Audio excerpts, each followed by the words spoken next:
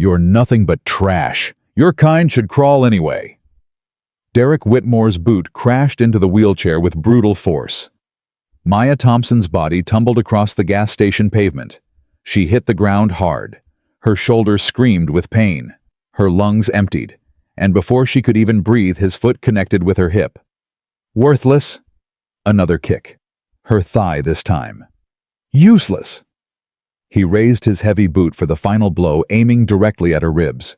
His face twisted with pure hatred. He was going to break her. Then the ground began to shake. 40 engines roared from the darkness. Headlights flooded the lot. Chrome and steel surrounded him like a cage. And Derek Whitmore's smirk died on his lips when he realized who her father really was. Where are you watching from today? Drop your city in the comments. Subscribe and stay with me until the end. The deeper truth will hit harder than any kick. The cafeteria at Ridgewood High School erupted with noise every day at exactly 12:15 p.m. 300 students talking, laughing, shouting across tables. The smell of stale pizza and floor wax hung thick in the air. And through the center of this chaos, Maya Thompson pushed her wheelchair with the practiced caution of someone who had learned to expect nothing good. Look, here she comes. Always pushing, never talking. The voice cut through the noise. Sharp. Dismissive. It belonged to a girl Maya did not know. A judgment Maya had heard 1,000 times before. She kept her eyes down. Her knuckles turned white against the worn rubber rims of her manual wheelchair. The chair was old. Functional, but worn.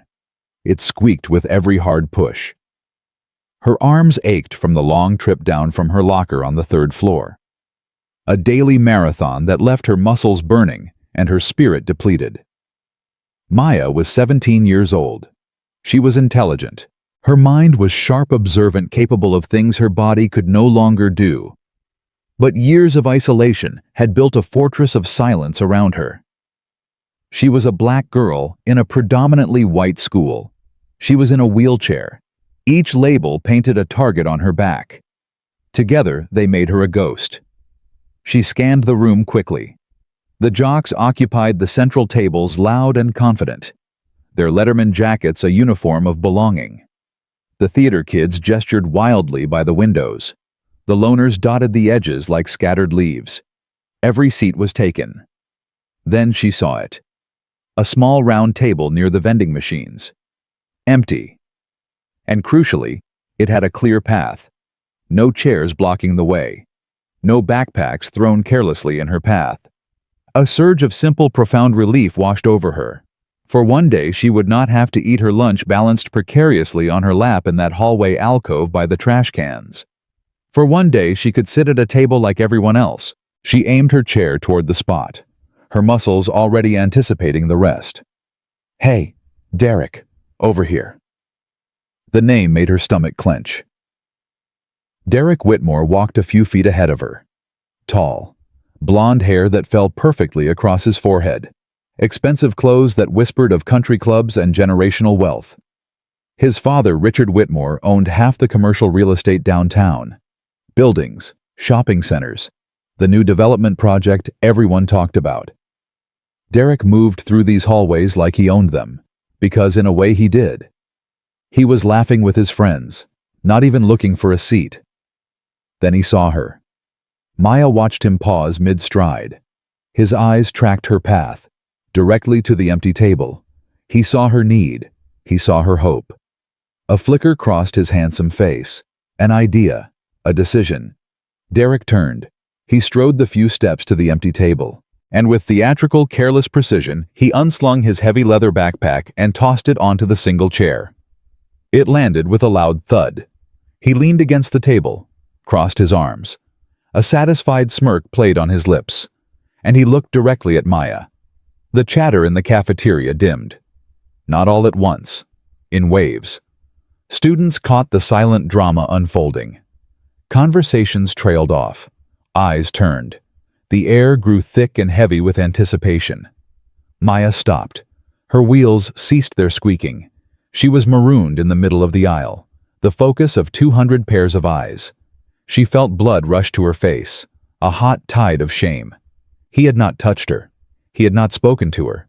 He had simply effectively erased her existence. He was holding the spot for a friend who was not even there, a friend who likely had another seat waiting somewhere else. His smirk was bold, challenging. "Go on," it said. "Make a sound. Complain.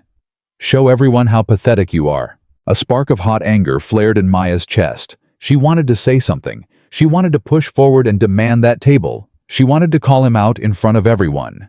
But the anger was extinguished just as quickly by cold, familiar dread. If she spoke, she was the angry black girl. If she cried, she was the sensitive cripple. If she made any scene at all, she became the problem. Not him. Never him. Her only defense was the one they had assigned her. Silence.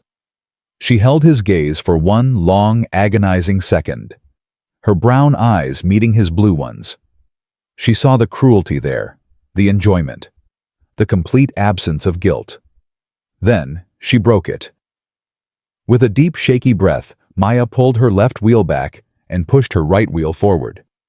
The tight, difficult turn required all her strength. She hated the effort it exposed. She hated the way her muscles bunched under her thin sweater. She hated the silence that followed her retreat. She pushed herself back toward the entrance, past the staring faces, past the whispers that started before she even cleared the first row of tables. "Did you see that? What a jerk." I mean, she could have asked him to move. Like she was going to get that table anyway. Maya found her usual spot, the small tiled alcove by the humming soda machine, a few feet from the clanging metal bins of the trash receptacles. She had eaten here so many times that the janitorial staff no longer even noticed her.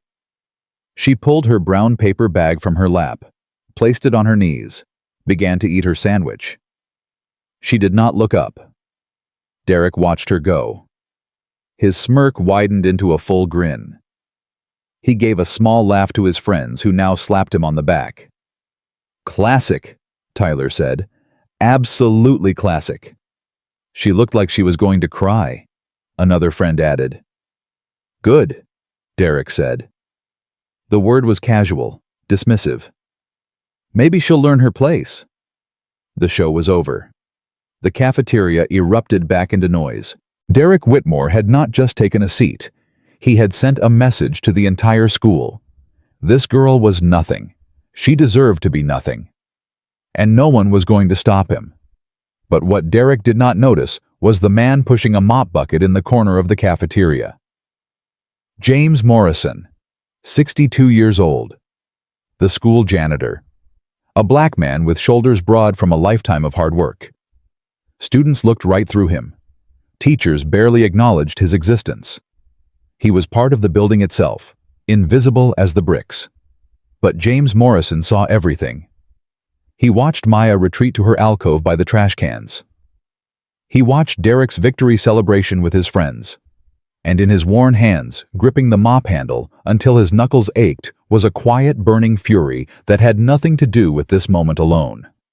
He reached into his pocket and pulled out a small black notebook. The leather was soft from years of use. A simple elastic band held it closed. He opened it to a fresh page and wrote, October 10th, 12:15 p.m. Cafeteria. Witnessed Derek Whitmore intentionally take wheelchair-accessible table to prevent Maya Thompson from sitting. Subject and friends laughed as she was forced to eat by trash receptacles. Pattern continues. Day 23. James closed the notebook. His eyes never left Maya's hunched figure. He had made a promise once. A promise on a grave. A promise to a man who had carried him through fire. And he intended to keep it. The next morning, Maya pushed through the main entrance of Ridgewood High exactly 7 minutes before the first bell. She had timed her arrival perfectly. Early enough to avoid the rush. Late enough that most students were already in the halls, distracted by their own conversations. She kept her head down. Her arms moved in the familiar rhythm. Push, glide, push, glide. The squeak of her wheels announced her presence before she could round any corner. "Morning, Maya." The voice made her flinch. She looked up to find Mrs. Patterson, the attendance clerk, standing outside the front office with a cup of coffee. "Good morning," Maya said quietly. "How are you feeling today? Everything okay?" The question was genuine. Mrs. Patterson was one of the few staff members who seemed to actually see her. But Maya could not answer honestly. She could not explain the knot in her stomach that formed every morning before school. She could not describe the constant scanning of hallways for Derek's blonde head. She could not articulate the exhaustion of being invisible and hypervisible at the same time. "I'm fine," Maya said. "Thank you." She pushed on before Mrs. Patterson could say anything else. The hallway to her locker was mercifully empty. Maya reached her combination lock and began the familiar routine. 3 spins, right to 24. 2 spins, left to 8. 1 spin, right to 31. Click. "Hey, Wheels?" Her blood went cold. Derek Whitmore leaned against the lockers 3 feet away. Tyler and Marcus flanked him. She had not heard them approach, had not seen them at all. "Didn't mean to scare you," Derek said. His voice dripped with false concern. "Just wanted to check in, make sure you found a good spot for lunch yesterday. That alcove by the trash seemed pretty comfortable." Tyler laughed. Marcus grinned. Maya's fingers tightened on her locker door. She did not respond. She pulled out her textbook for first period, slid it onto her lap, closed the locker. "What's the matter?" Derek stepped closer. "Cat got your tongue? Or do you just not talk to people? That's pretty rude, you know. We're trying to be friendly." "Leave me alone." The words came out smaller than she intended. "What was that?" Derek cupped his hand to his ear. "I couldn't hear you." "She said leave her alone." The new voice was deep, authoritative. It came from behind Derek. James Morrison stood there with his mop bucket. His blue janitor's uniform was faded but clean. His face was expressionless, but his eyes were hard. Derek turned slowly. His smirk faltered for just a moment before returning with renewed arrogance. "This doesn't concern you, old man. We're just talking." "Bell's about to ring," James said. "Don't you boys have somewhere to be? We'll leave when we're ready." James took 1 step forward. Just one. But something in his posture changed. Something subtle but unmistakable. He was no longer a janitor. He was something else entirely. "I said, the bell's about to ring." Derek's friends shifted uncomfortably. Tyler grabbed Derek's arm. "Come on, man. We'll catch up with her later." Derek held James's gaze for a long moment.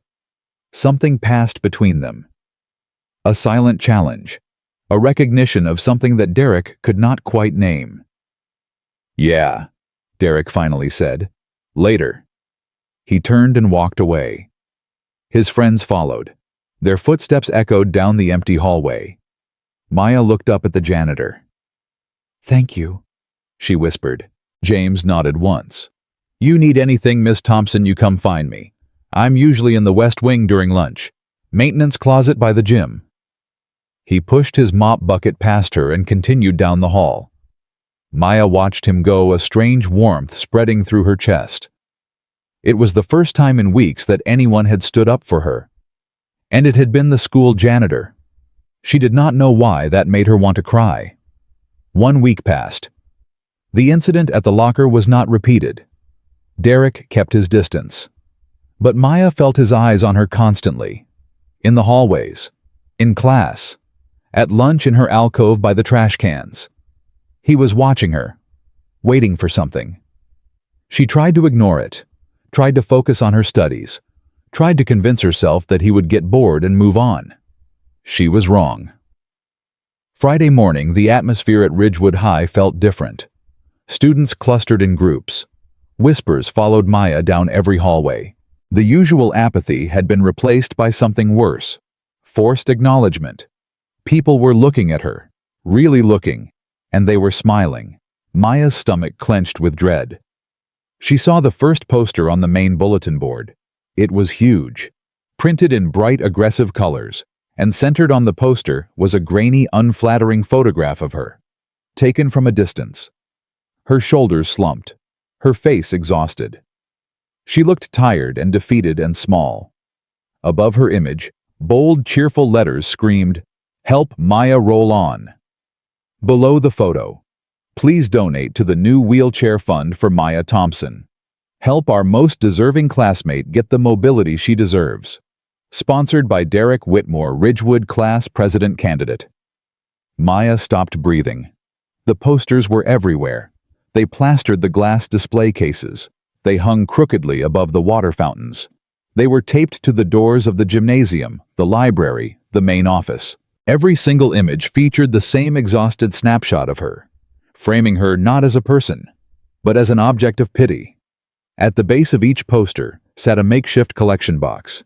Simple cardboard cubes wrapped in shiny paper, slots cut into the tops, and they were already rattling with coins.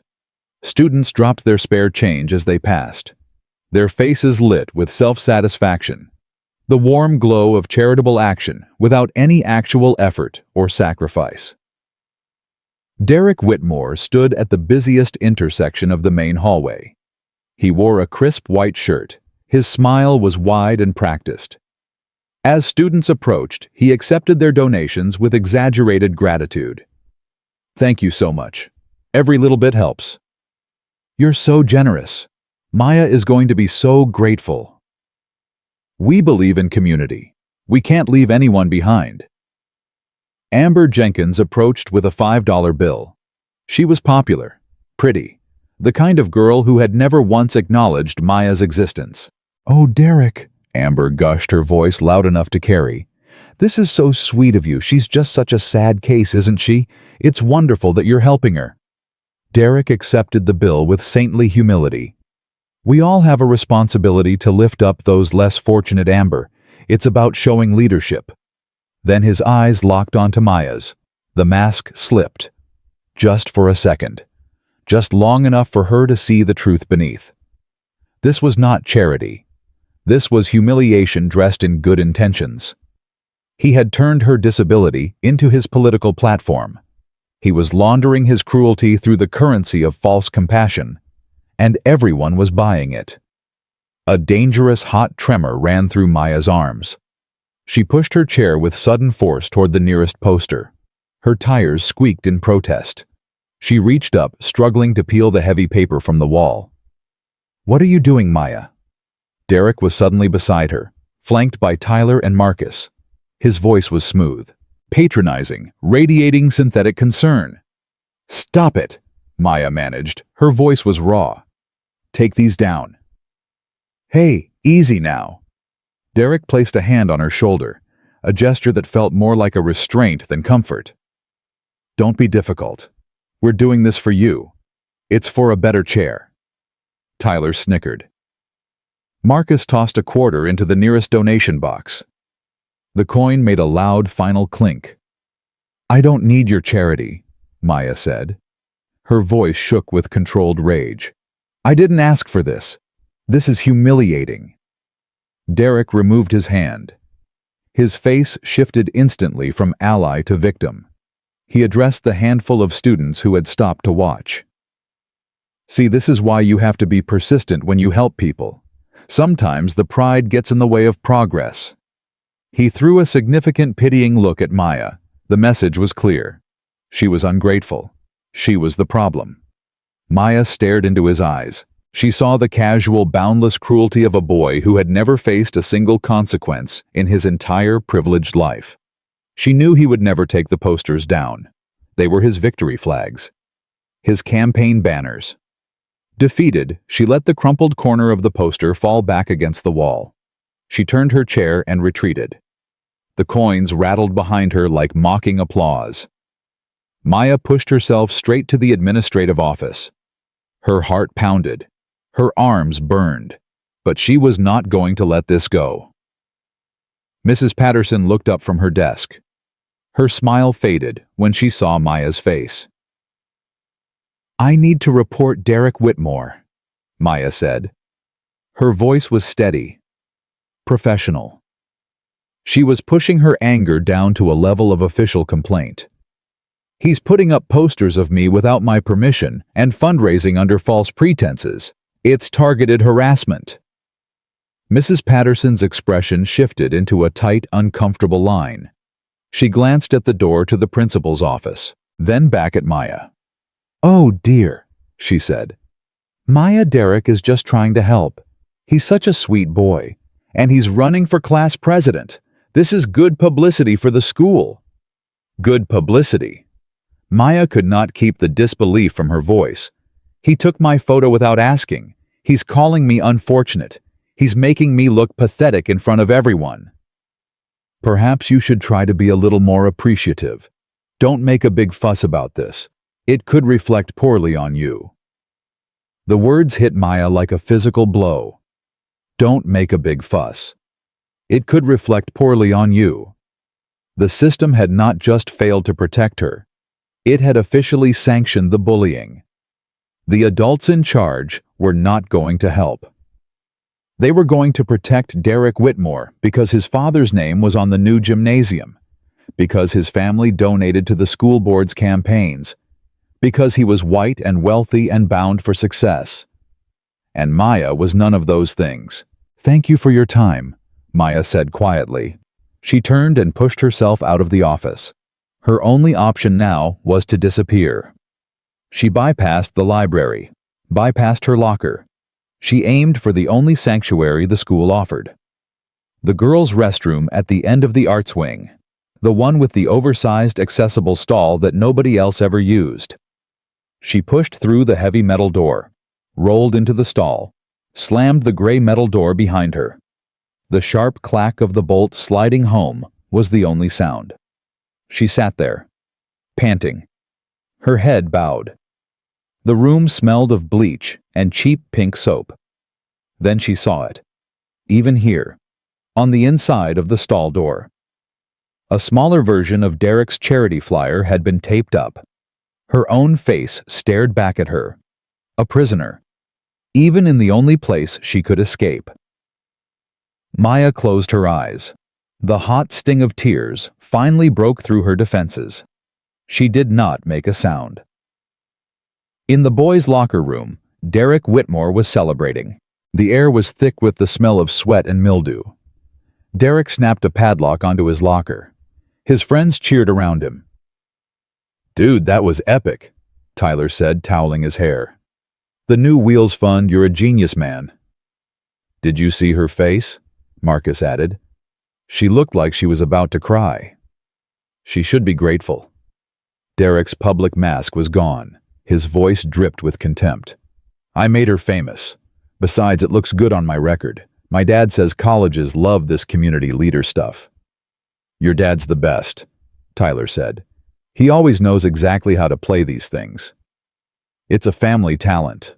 Derek pulled on a fresh shirt. "Speaking of which, did you see that janitor try to step to me this morning? Old man actually thought he could tell me what to do." "What was that about?" "Who knows? These people think they can get above their station just because they push a mop around." "You kids sure are proud of yourselves." The voice was low, deep, heavy as stone. It came from the shadows by the utility sink. Derek spun around. Tyler and Marcus froze.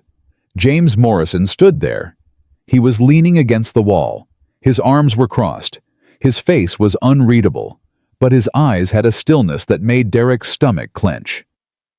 "We were just messing around, Mr. Morrison," Tyler stammered. "Go to class," James said.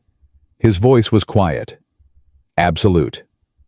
Tyler and Marcus looked at each other, then at Derek. Then they scattered like leaves in a wind. Derek was alone with the janitor. "You need something, old man." Derek's confidence returned, replaced by annoyance. "Because I've got places to be." James pushed himself off the wall. He walked closer, slowly, deliberately. He stopped 3 feet away. "I saw what you did," he said. "The posters, the boxes, the whole show. It's called charity." Derek crossed his arms, mirroring the janitor's posture. "Look it up." "Is that what you call it?" James's voice never rose, never wavered. Funny, it looks like something else to me. It looks like something Richard Whitmore would do. Derek's blood went cold. What did you say? I know your father. James held Derek's gaze without blinking. I grew up with Richard. Right here in this town. Before the money. Before the real estate empire. Before his name went up on buildings. You're lying.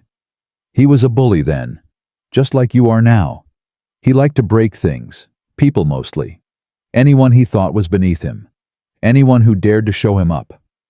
Derek's hands clenched into fists. You don't know anything about my father. I know everything about your father. James took another step forward. That same look in his eye. That same need to prove he's bigger than everyone else by crushing whoever he thinks is smallest. You're his son, all right. You're just a copy. The words hit Derek like a punch to the chest. Just a copy. His entire life was a performance. A desperate, unspoken bid to earn the approval of his powerful, demanding father. To be seen as worthy. To be seen as strong. And this nobody, this ghost in a blue uniform, was calling him a copy. You shut your mouth, Derek hissed. He stepped toward James. His face was red. His voice was dangerous. I could have you fired by tomorrow. One phone call. That's all it takes.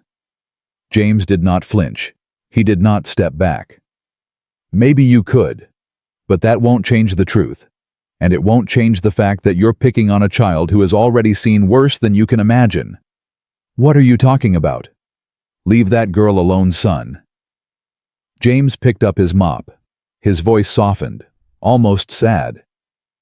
You're walking down a bad road, and you don't even know what's at the end of it. He turned and pushed his bucket toward the door. The slap-slap of the wet mop echoed behind him. This isn't over, Derek called after him. You hear me? This isn't over. James did not respond. The door swung shut behind him. Derek stood alone in the empty locker room. His hands were shaking, not with fear, with rage. The old man's words echoed in his skull. You're just a copy. Leave that girl alone. You don't even know what's at the end of it. Nobody talked to Derek Whitmore like that. Nobody. Not teachers, not coaches, not even his own mother. He was going to make them both pay. The janitor. And the girl he so clearly protected.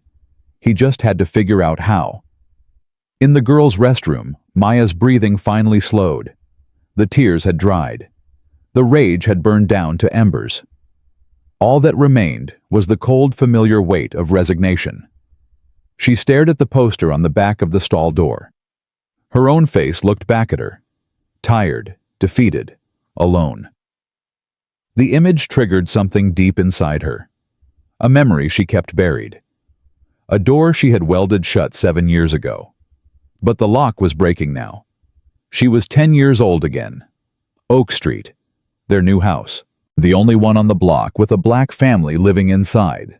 Her parents had saved for years to afford the down payment. Her father had been so proud. Her mother had planted flowers in the front yard. Maya remembered running to the mailbox, her pigtails flying behind her, her legs strong and fast. She was getting the mail for her mother. A simple errand, a sunny afternoon. Then she heard it. The roar of an engine, too loud, too close, coming too fast. She turned and saw the truck, a large dark blue pickup, the kind of truck she saw everywhere in their small Ohio town. It turned the corner. It was speeding. And then, it swerved. Off the road, onto the sidewalk. The huge tires tore up her father's new lawn. Chrome and steel racing directly toward her. It was not an accident. It was aiming for her. She remembered a flash of light, the smell of diesel, a terrible shattering impact that lifted her off her feet. She remembered waking up in a hospital room. White walls, beeping machines, her mother's face streaked with tears. Her father's hand gripping hers so tight it hurt. The doctors explained what the impact had done to her spine. Technical terms that meant nothing to a 10-year-old girl. Permanent damage, loss of function, wheelchair, She never ran again. The police called it an unsolved hit and run. No witnesses, no plates, no leads. But her family knew the truth. It was a message, a warning, a hate crime delivered by a coward in a truck designed to break the family that dared to move onto Oak Street. And now, sitting in the cold tiled stall of the Ridgewood High girls' restroom, Maya understood something she had never fully grasped before. Derek's charity posters were not just a high school prank. They were an echo. The same casual cruelty, the same dehumanization, the same message. You don't belong here. You are less than us. And we will remind you of it every single day until you break. Derek Whitmore was not the first person to try to destroy her, and if she let him, he would not be the last. Maya reached up and ripped the poster from the back of the stall door. She crumpled it into a tight ball, dropped it on the floor. She took a deep breath, wiped her face with the back of her hand. Then she unlocked the stall door and pushed herself back into the world. She was not going to break. Not for Derek Whitmore. Not for anyone. But she had no idea what was coming next. That evening, James Morrison sat alone in his small apartment on the east side of town. The building was old. The walls were thin. But the rent was cheap and the neighbors minded their own business. He held a framed photograph in his hands. The glass was smudged from years of touching. The image was faded but clear. 6 soldiers stood in the Iraqi desert. Young men, tired men. Their uniforms were dusty. Their faces were serious. But there was a bond between them that transcended the camera. James was on the far left, 30 years younger, 40 pounds heavier, before the gray in his hair, before the lines on his face. And in the center of the group, one arm thrown around James's shoulders, stood a man whose smile could light up an entire room. Marcus Thompson. Sergeant Marcus Thompson. Maya's father. James traced the outline of his old friend's face with his thumb. "I'm trying, brother," he whispered to the photograph. "I'm trying." He remembered the day everything changed. Fallujah, 2007. The patrol that went wrong. The IED that split their convoy in half. The marketplace ambush that pinned down his fire team. He remembered the shrapnel that tore through his leg. The blood pooling on the sand. The chaos of gunfire from every rooftop. The radio crackled with the order he would never forget. Pull back. Full retreat. The order was to leave him. But Marcus Thompson did not obey. Through the smoke and the fire, James saw him coming. Running. Sprinting across 30 yards of open ground while bullets kicked up sand all around him. Marcus reached him. Grabbed him. Threw 220 pounds of wounded soldier across his shoulders like it was nothing. "I've got you, Bear," Marcus said. "I've got you." And he ran. 5 miles. 5 miles through hostile territory.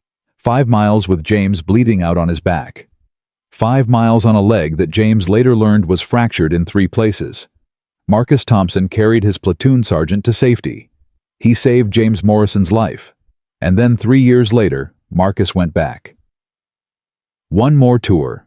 One more mission. He did not come home. James stood at the funeral. Watched them hand the folded flag to Marcus's widow.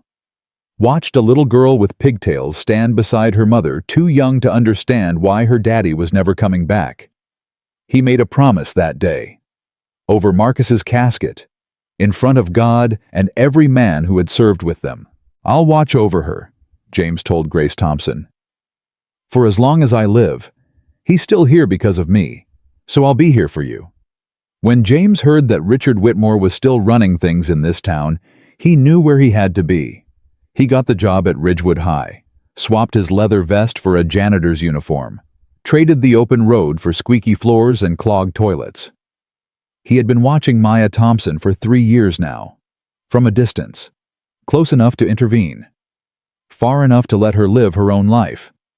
But things were escalating. Derek Whitmore was his father's son. The cruelty ran in that blood like poison. James opened his phone and pulled up a contact. Iron Wolves MC. His thumb hovered over the call button. Not yet. Not unless it became absolutely necessary.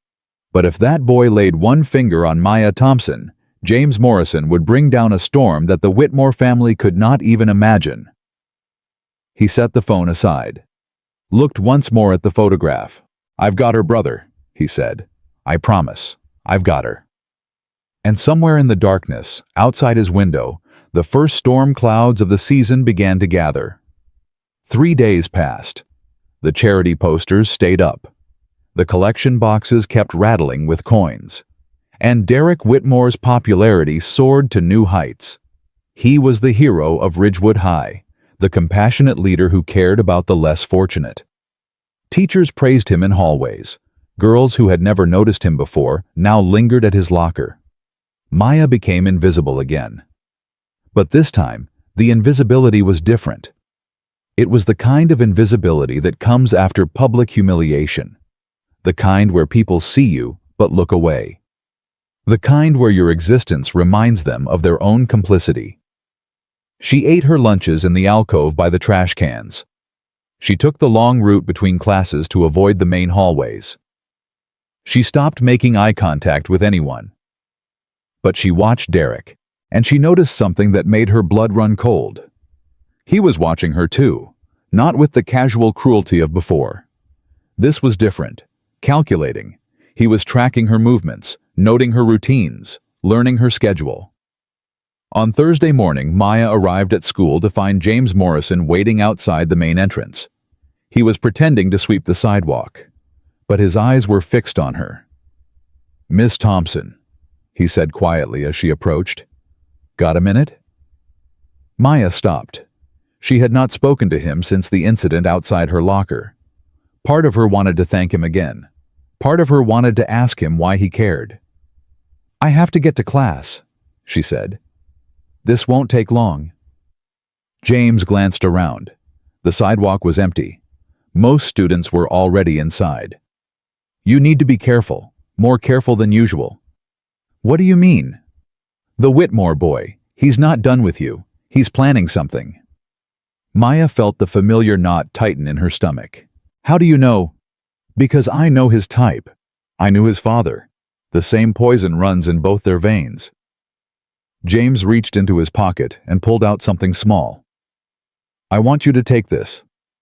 He held out a simple plastic pendant on a thin chain.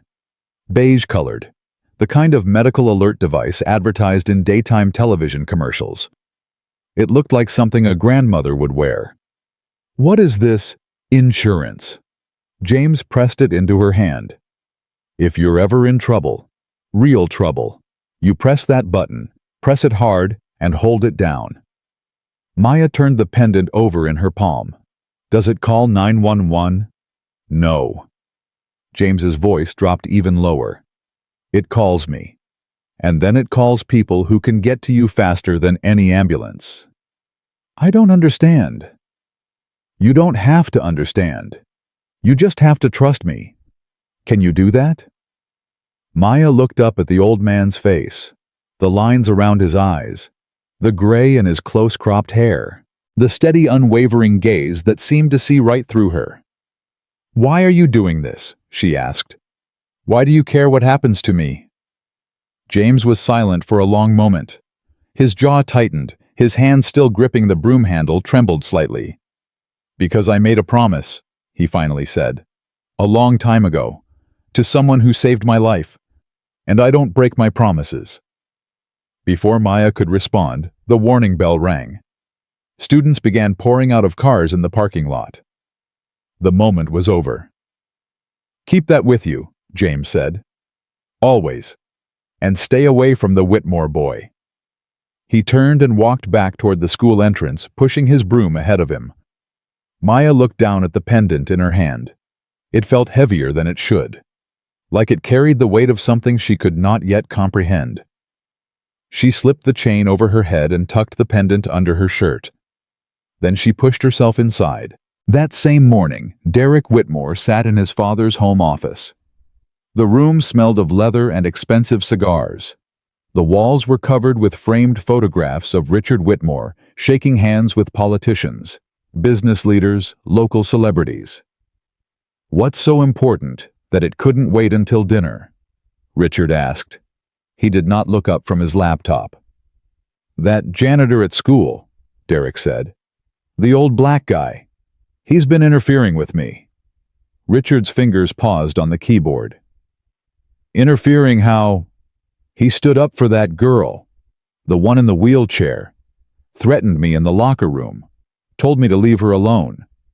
And he said he knows you, said he grew up with you, called me a copy of you. Now Richard looked up. His eyes were cold, calculating, the same eyes Derek saw in the mirror every morning. James Morrison, Richard said slowly. That's his name. I didn't catch it. Big guy, broad shoulders, looks like he could have been military. Yeah, that's him. Richard leaned back in his chair. A strange smile crossed his face. It was not a pleasant smile. James Bear Morrison, he said. Well, well, I thought he was dead. You do know him? We grew up together. Same neighborhood, same school. He was best friends with a boy named Marcus Thompson. Richard's voice turned bitter. Thompson was the one who got me in trouble, almost cost me everything. What happened? Ancient history. What matters is that Morrison is clearly protecting the Thompson girl, which means she must be Marcus's daughter. Derek felt a chill run down his spine. Who is Marcus Thompson? A dead man. Richard closed his laptop. A dead man whose memory still haunts this town. They named a park after him, a scholarship fund, even a statue downtown, war hero, Medal of Honor, all that garbage. So the girl in the wheelchair is his daughter. Must be. Thompson got married before his last deployment, had a kid. I heard she was in some kind of accident years ago. Richard's smile widened. Interesting that she ended up at your school. What should I do about it? Richard stood up and walked to the window. He looked out at their manicured lawn, their 3-car garage, their swimming pool that cost more than most people's houses. The janitor is protected by his veteran status. Touch him, and you'll have every VFW post in the state breathing down your neck. But the girl. He turned to face his son. The girl is nobody. Her father's dead. Her mother is a nurse at the county hospital. They have no power, no connections. So I can keep going? You can do whatever you want, Derek. You're a Whitmore. This town belongs to us. Richard walked over and put his hand on his son's shoulder. But be smart about it. Don't leave evidence. Don't get caught. And don't underestimate that janitor. He was Army. Special operations, if I remember correctly. He's more dangerous than he looks. Derek nodded. His father's words were not just permission. They were encouragement. I have an idea, Derek said. Something that will put her in her place once and for all.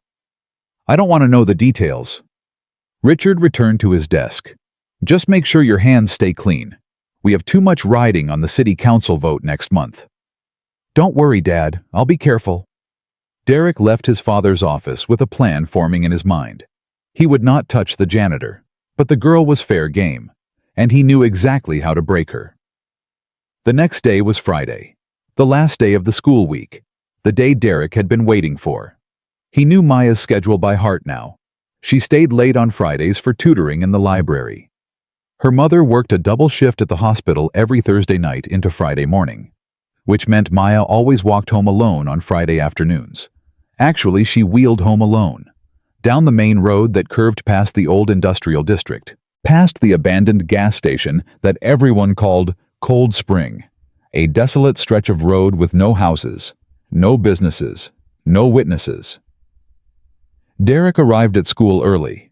He parked his truck in the back lot where the security cameras did not reach.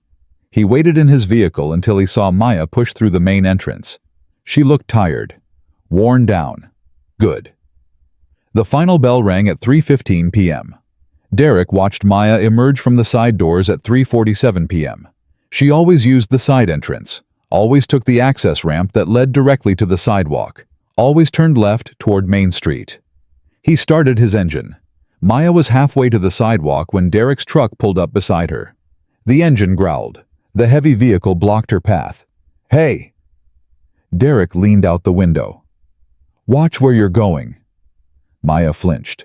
The sudden appearance of the truck had caught her off guard. She pulled her chair back hard. The motion sent her heavy backpack tumbling from her lap. Books and papers scattered across the pavement. "Oh, my bad," Derek said. His voice dripped with false concern. He jumped out of the truck and jogged to her side. "That looked like a nasty spill. Let me help you." "I don't need your help." Maya's voice was sharp, but her hands were shaking. "Come on, don't be like that." Derek knelt down to gather her books. As he reached for a textbook near her wheel, his body blocked her view. "We're supposed to be on the same side. Remember, I'm raising money for you." His free hand slipped into his pocket. He pulled out the short, sharp upholstery tack he had been carrying all day. In one quick motion, he pressed it deep into the thick rubber of her right rear tire, right at the base of the tread. The puncture was invisible. "There you go." He dropped her backpack onto her lap. His eyes were bright with malice. "You really should be more careful where you're going, Maya. These roads can be dangerous." "Get away from me." "Whatever you say." Derek shrugged and walked back to his truck. He climbed inside and leaned out the window one more time. "Have a safe trip home." He drove away slowly. Just another student leaving school. Maya watched him go. Her heart was pounding. Her hands gripped the wheel rims so tight her knuckles hurt. Something was wrong. She could feel it. But she did not know what. She took a deep breath, tried to calm herself. Then she started pushing for home. The first few minutes felt normal. The familiar ache in her shoulders, the rhythm of push and glide, the squeak of her old wheels. Her phone buzzed. She pulled it out and saw Mom on the screen. "Hi, honey. You on your way?" "Just left school, Mom." "Okay, baby. Listen." Her mother's voice was tired, apologetic. "They're short-staffed in the ER again. They need me to stay for another 6 hours at least. I'm so sorry. There's food in the fridge." "It's okay, Mom. I'll be fine. You work. Be careful on the way home. I love you." "Love you too." Maya hung up. The brief moment of connection vanished like smoke. She was officially alone for the next 6 hours. And that was when she felt it. A new resistance. Something wrong with the right side of her chair. It was dragging, heavy, sluggish, like pushing through wet sand. She stopped and looked down. The large rear tire on her right side was visibly low. Not completely flat, but failing fast. Cold dread settled over her like a shroud. Derek. The staged collision. His hand reaching toward her wheel while he gathered her books. It was not an accident. It was a trap. She tried to push on, but every rotation became a monumental effort. The chair kept pulling hard to the right. She had to fight just to move in a straight line. The main road home was 3 miles, and it included the long, steep incline of Miller's Hill. She would never make it, not like this. She looked around desperately. To her left was a narrow access road that cut behind the old auto parts store, a shortcut she rarely took. Her mother had warned her against it 100 times. It was poorly lit, unpaved in places, known for trespassers and vagrants. But it was flat, and it passed the only landmark for half a mile, the abandoned Cold Spring gas station. Maya weighed her options. The main road was impossible with a failing tire. Staying here meant waiting for someone who might never come, or worse, waiting for Derek to return. She had no choice. She turned left onto the access road, a block away parked in the shadows of a closed-down diner. Derek Whitmore switched off his headlights. He had been watching, waiting, tracking her every move. He saw her struggle with the chair, saw her hesitate at the crossroads, saw her make the desperate turn toward Cold Spring. He smiled. Everything was going exactly according to plan. Maya pushed her failing wheelchair into the weak flickering light of the Cold Spring gas station. The old sign buzzed above her. Half the letters were dead. The pavement was cracked and stained with decades of oil and neglect. Her right arm was on fire. The muscles screamed from compensating for the dragging tire. Sweat soaked through her shirt despite the cool evening air. She was exhausted, stranded, and completely alone. Then she heard it. A low rumble. The sound of a heavy truck engine idling. From behind the boarded-up car wash, headlights flashed on. Blinding, pinning her in their glare like a spotlight. Derek's truck rolled forward. Slowly. Deliberately. It positioned itself to block the narrow driveway that led back to the main road.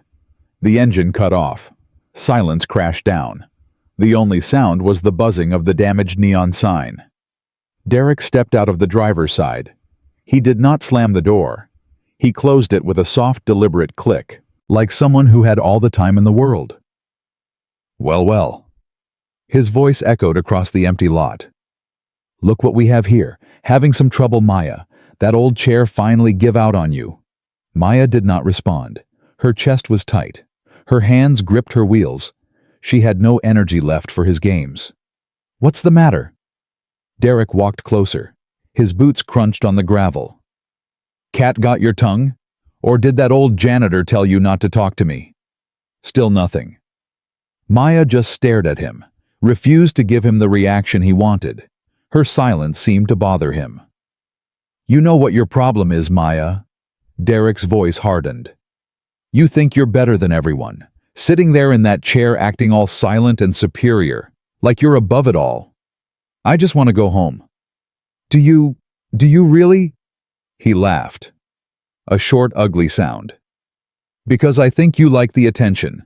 I think you like being the poor little disabled girl that everyone feels sorry for. Please, just let me go." "Let you go?" Derek stopped 3 feet in front of her. His face twisted with contempt. "I'm not keeping you here. You can leave whenever you want, if you can." Maya tried to push forward. Her arms strained. The chair moved 6 inches and then jerked to a stop. The flat tire was completely dead now. She was trapped. "Having trouble?" Derek tilted his head. "Maybe you should call for help." "Oh wait, there's nobody here. Nobody to save you. Nobody to care." "Why are you doing this?" "Because I can." The words were simple, brutal, honest. "Because you're nothing, Maya. You're a charity case, a burden, a waste of space that everyone has to work around." "That's not true." "Isn't it?" Derek stepped even closer. "Your own mother can't even come home to take care of you. Your father's dead. You have no friends, no future, nothing." Maya felt the words hit her like physical blows, each one finding the wounds she had tried so hard to hide. "My father was a hero," she said. Her voice cracked, but she did not look away. "He was more of a man than you'll ever be." Something shifted in Derek's face, a flash of pure hatred. "What did you say?" "I said my father was a hero. He served his country. He saved lives. What has your father ever done except steal and bully and cheat?" "You shut your mouth." "Everyone in this town knows the truth about Richard Whitmore. They're just too scared to say it." "But I'm not scared of you, Derek. You're just a bully, a coward, a copy of a man who was already worthless." The word landed like a bomb. Copy. The same word the janitor had used. Derek's face went purple with rage. His hands clenched into fists. Every muscle in his body coiled tight. "You're going to regret that," he said. His voice was barely a whisper. "You're going to regret ever opening your mouth." He lunged forward and kicked the side of her wheelchair with all his strength. The impact was savage. The chair tipped violently. Maya screamed as she was thrown from her seat. Her body hit the oil-stained concrete with a sickening thud. Pain exploded through her shoulder, her hip, her head. She tried to push herself up. Her arms scrambled for purchase on the rough pavement. Derek was already on her. He grabbed the wheelchair and yanked it away from her reach. Then he started destroying it. He kicked the wheels, stomped on the frame, bent the spokes until they snapped. The footrest crumpled under his boot. "You're nothing without this," he screamed. "Nothing!" Maya watched in horror as he demolished the only thing that gave her mobility. Her independence. Her freedom. Then he turned back to her. She was still on the ground, still trying to drag herself away. Her legs were useless. Her arms were scraped and bleeding. "Look at you." Derek's voice dripped with disgust. "Pathetic, crawling around like a worm."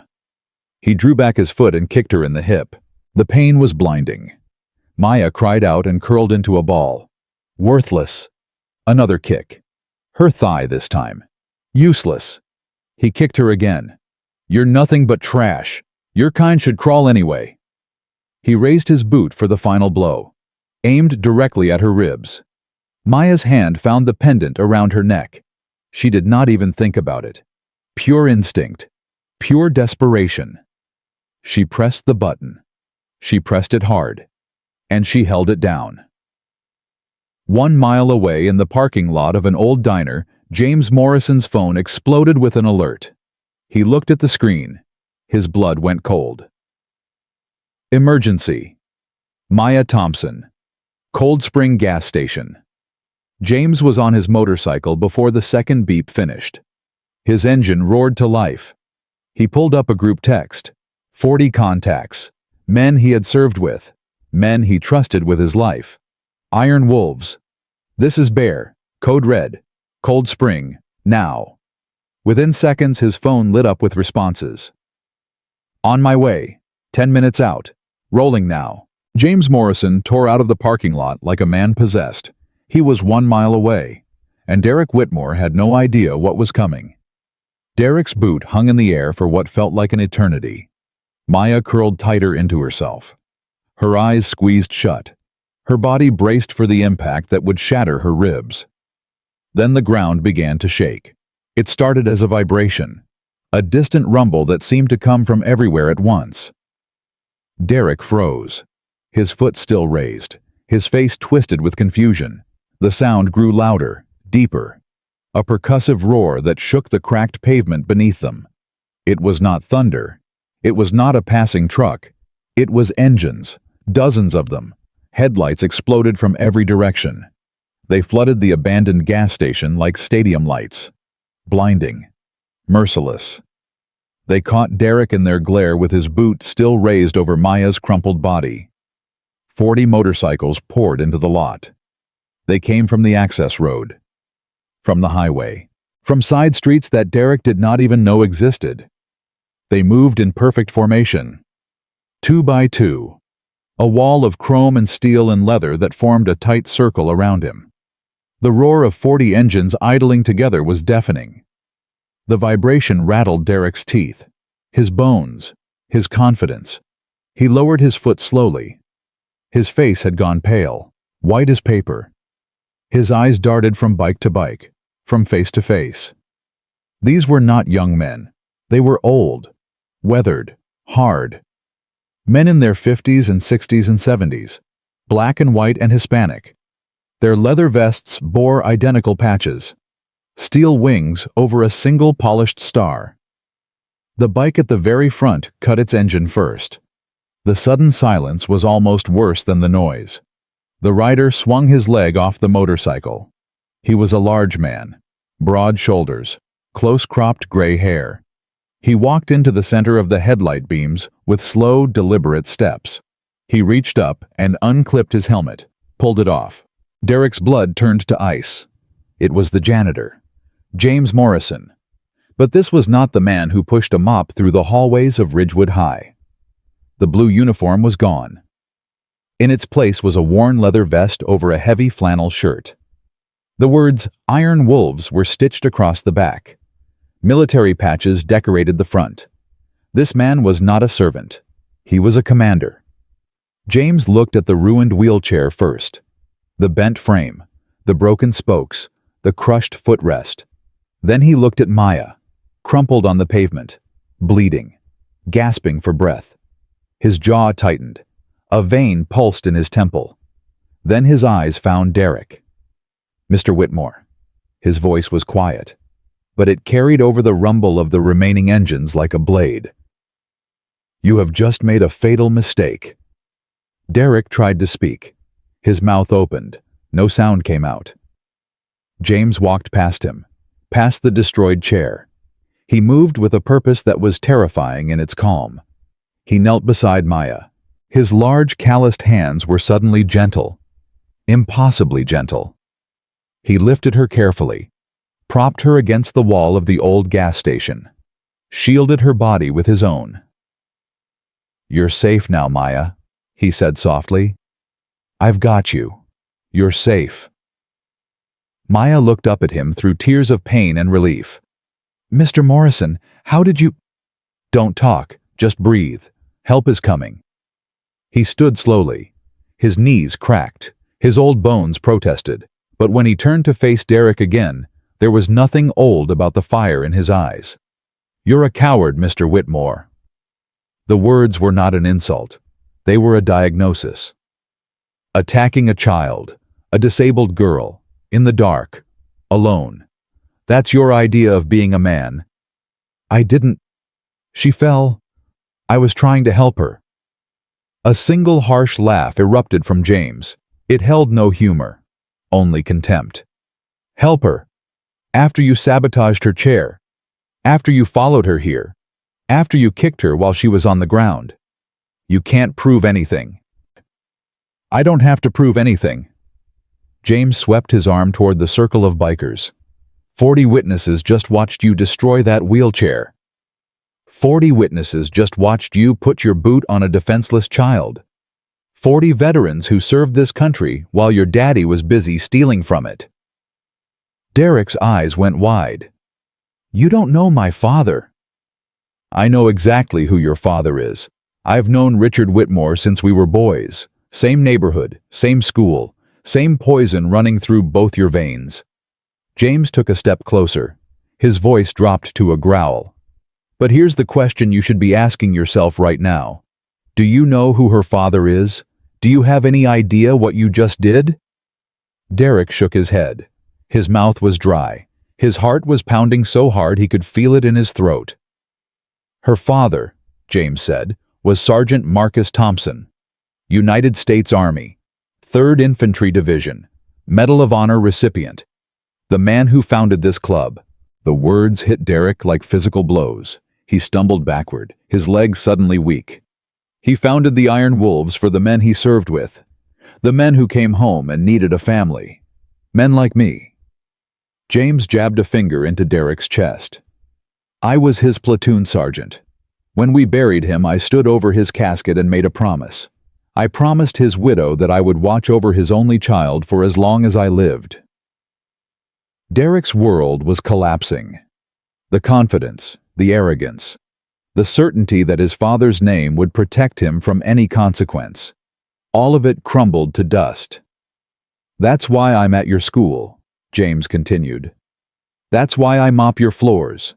That's why I clean up your filth.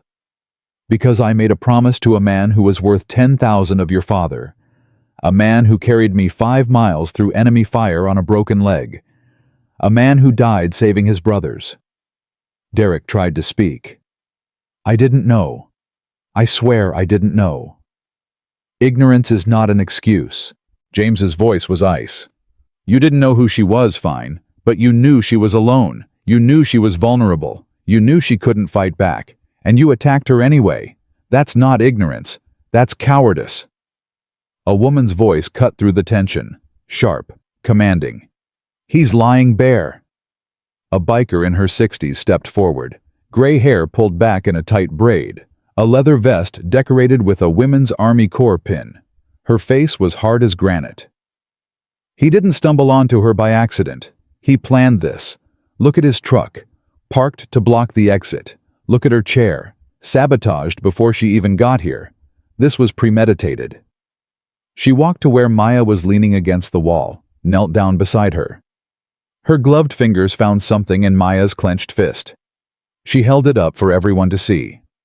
The pendant. The simple beige plastic pendant. The chain was broken. But the button was still pressed down. "We found this in her hand when we arrived," the woman said. "She pressed it, she held it down, she called for help."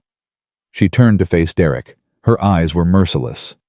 You thought you were hunting her, but you were the one walking into a trap. James nodded slowly. After your charity stunt at school, I knew you weren't finished. I knew you were your father's son. So I gave her that pendant 2 days ago. Modified medical alert. Doesn't call 911. Doesn't call the police. He paused. Let the weight of his next words sink in. It calls me. And from me, it goes to every member of the Iron Wolves within 50 miles. Derek's legs gave out. He dropped to his knees on the oil-stained concrete. The second you blocked her with that truck, she pressed it. We were 1 mile down the road, waiting. We've been running patrols ever since you posted those charity posters. We knew you'd make a move eventually. You set me up, Derek whispered. No. You set yourself up. We just made sure someone was watching when you showed your true colors. A new sound cut through the night, thin and high-pitched, growing louder. Sirens. Red and blue lights began to flash in the distance. They strobed across the faces of the bikers, painted the gas station in rhythmic pulses of color. Derek tried to stand, tried to run. 2 bikers grabbed his arms and held him in place. Let me go, Derek screamed. This is assault. This is kidnapping. My father will destroy all of you. Your father can't save you now, James said quietly. Nobody can. 2 police cruisers screeched into the driveway. They blocked the only remaining exit. 4 officers jumped out. Their hands went to their belts when they saw the scene. 40 bikers, 1 teenager on his knees, a girl bleeding against a wall, a demolished wheelchair. What the hell is going on here? The lead officer was a man in his 50s. Badge said Daniels. James stepped forward. His voice was calm, respectful. Evening, Officer Daniels. This young man is Derek Whitmore. He was just apprehended assaulting the daughter of Sergeant Marcus Thompson. The name hit Officer Daniels like an electric shock. His entire demeanor changed. His hand dropped from his belt. Marcus Thompson, the war hero. The statue downtown. The same. This is his daughter Maya, and this boy just kicked her while she was helpless on the ground. Daniels looked at Derek, looked at Maya, looked at the 40 witnesses surrounding them. That true son? No, Derek shouted. They're lying. It was them. They attacked me. They surrounded me. This is a gang. They set me up. Is that right? Daniels turned to James. You want to explain why 40 bikers just happened to be at an abandoned gas station on a Friday evening. James reached into his pocket and pulled out a small object. He held it up so Daniels could see. This is a modified medical alert. I gave it to Miss Thompson for emergencies. When she pressed it, it alerted our entire club. We arrived to find Mr. Whitmore here kicking her while she was on the ground. That's a lie, Derek screamed. It's not a lie, the female biker said. She pointed to a small camera mounted under the eave of the old gas station. And I'm betting that camera still works. Even abandoned these places keep security footage for liability. You want to check the tape, officer? Daniels looked at the camera, then at Derek, then at Maya, who was being helped to a sitting position by 2 of the female bikers. Miss Thompson, he said, walking over to her. Can you tell me what happened here? Maya's voice was weak, but steady. He followed me from school. He sabotaged my wheelchair. He blocked the road with his truck. He kicked me. He destroyed my chair. He was going to keep kicking me. He called her worthless, one of the bikers added. Called her trash. Said her kind should crawl. Daniel's jaw tightened. He had heard enough. He walked back to Derek, pulled out his handcuffs. Derek Whitmore, you're under arrest for assault, destruction of property, and commission of a hate crime. You can't do this, Derek shouted. My father is Richard Whitmore. Do you know who he is? Do you know what he'll do to you? I know exactly who your father is. Daniels grabbed Derek's arm and spun him around. And right now, I don't care. The handcuffs clicked shut around Derek's wrists. The sound echoed across the silent lot. Sharp, final, absolute. Derek was hauled to his feet and shoved toward one of the cruisers. His face was streaked with tears. His body shook with rage and fear. As they pushed him into the back seat, his eyes found James Morrison one last time.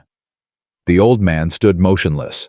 His face held no triumph, no satisfaction, just a deep, profound sadness. "This didn't have to happen," James said quietly. "You had every advantage in the world, and you used it to hurt a child. That's on you, nobody else." The cruiser door slammed shut. Derek Whitmore was gone. The paramedics arrived 12 minutes later. They loaded Maya onto a stretcher with gentle efficiency, checked her vitals, cleaned her wounds, asked her questions in soft professional voices. James rode beside the ambulance on his motorcycle. He refused to let her out of his sight. At the hospital, Grace Thompson burst through the emergency room doors, still wearing her nurse's scrubs. Her face was ashen. Her hands were shaking. "Maya, baby, oh my God." She fell to her knees beside the stretcher, gathered her daughter in her arms, held her so tight that both of them trembled. "I'm okay, Mom." Maya's voice was muffled against her mother's shoulder. "I'm okay. Mr. Morrison saved me." Grace looked up at James. Tears streamed down her face. "James, thank you. Thank you." James removed his helmet. His own eyes were wet. "I made a promise, Grace. A long time ago. I don't break my promises." Grace released her daughter long enough to stand.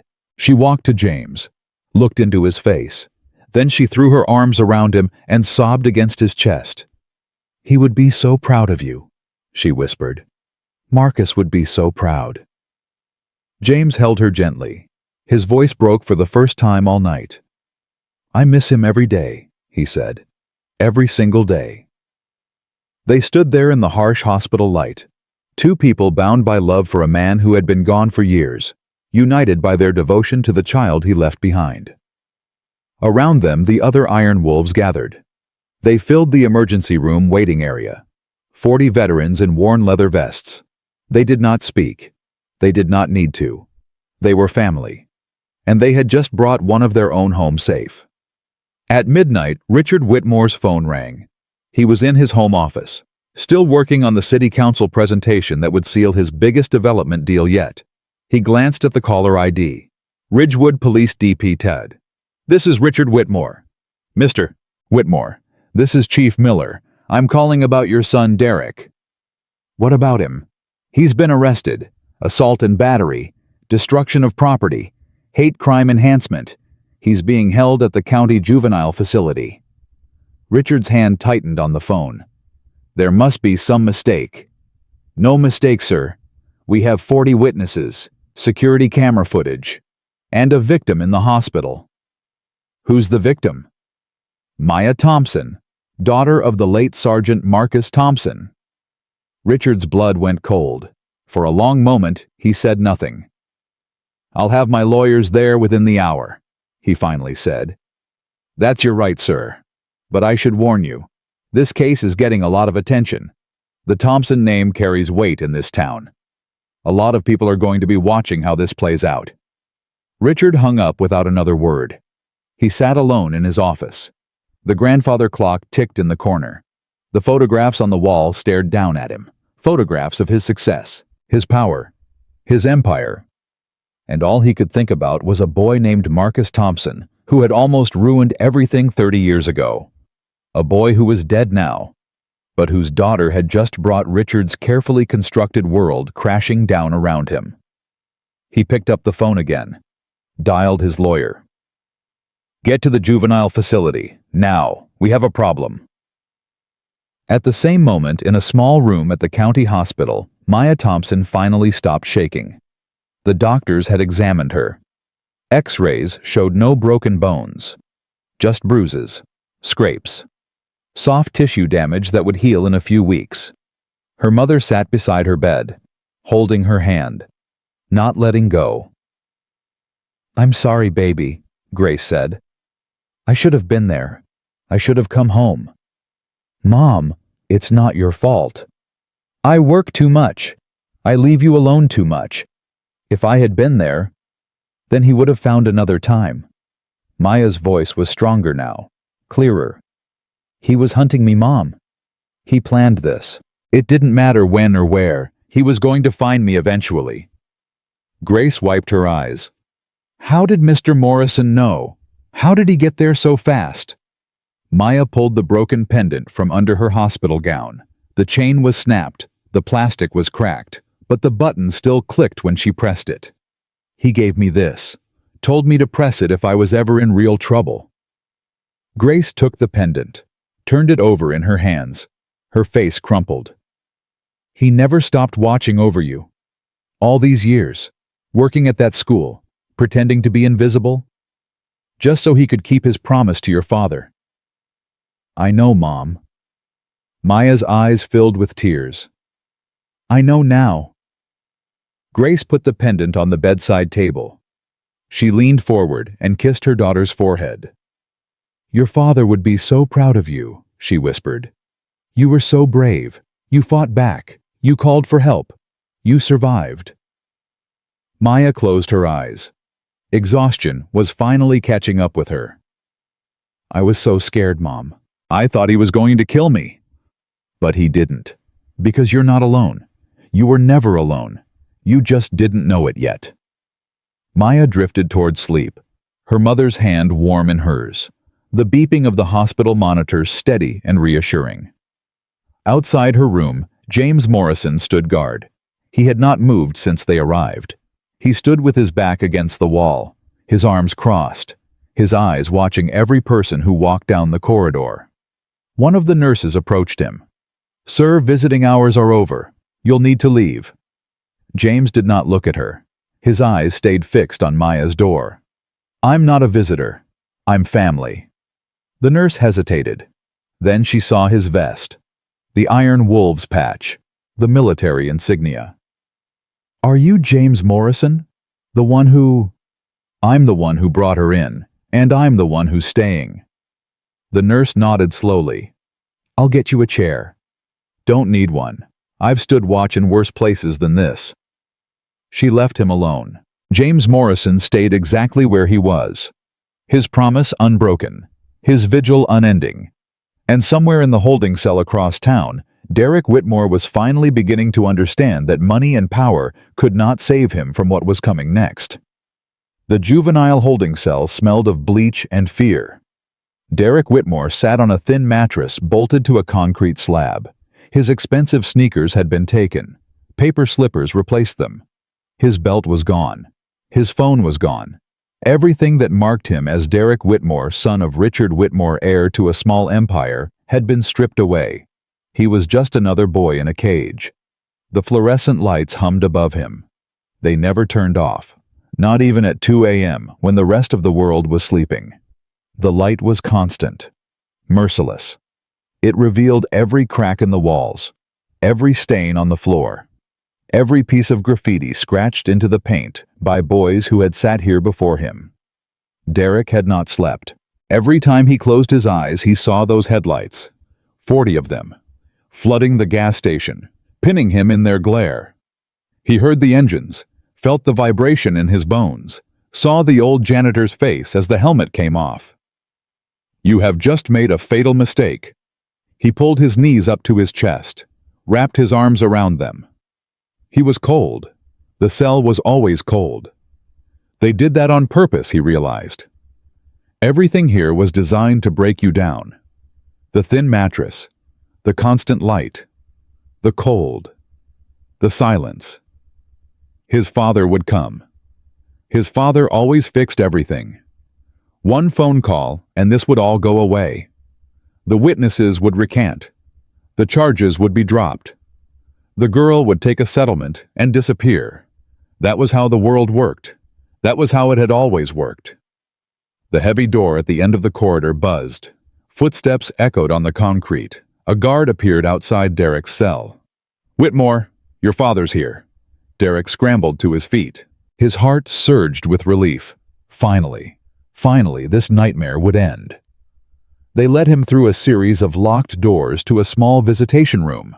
No windows, one metal table, two chairs, a camera in the corner with a blinking red light. Richard Whitmore was already seated. He did not stand when Derek entered. He did not open his arms for a hug. He did not say he was glad Derek was okay. He just sat there, his face a mask of controlled fury. "Dad," Derek's voice cracked. "Thank God, you have to get me out of here. They're all lying.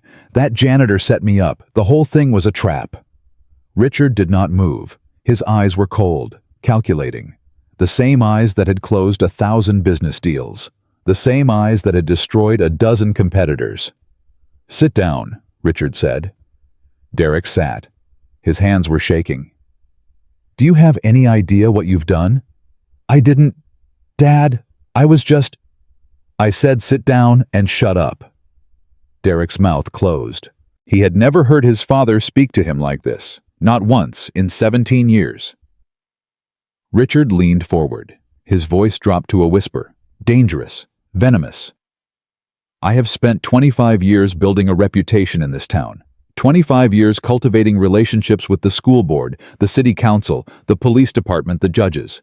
I have donated to every charity, sponsored every event, put my name on every building that mattered, and you in one night of pathetic, sloppy arrogance have burned it all to the ground." "But Dad, it was them. It was that janitor. It was that girl." That girl. Richard's eyes flashed with something Derek had never seen before. Real fear. "Do you know who that girl is? Do you have any idea whose daughter you just attacked?"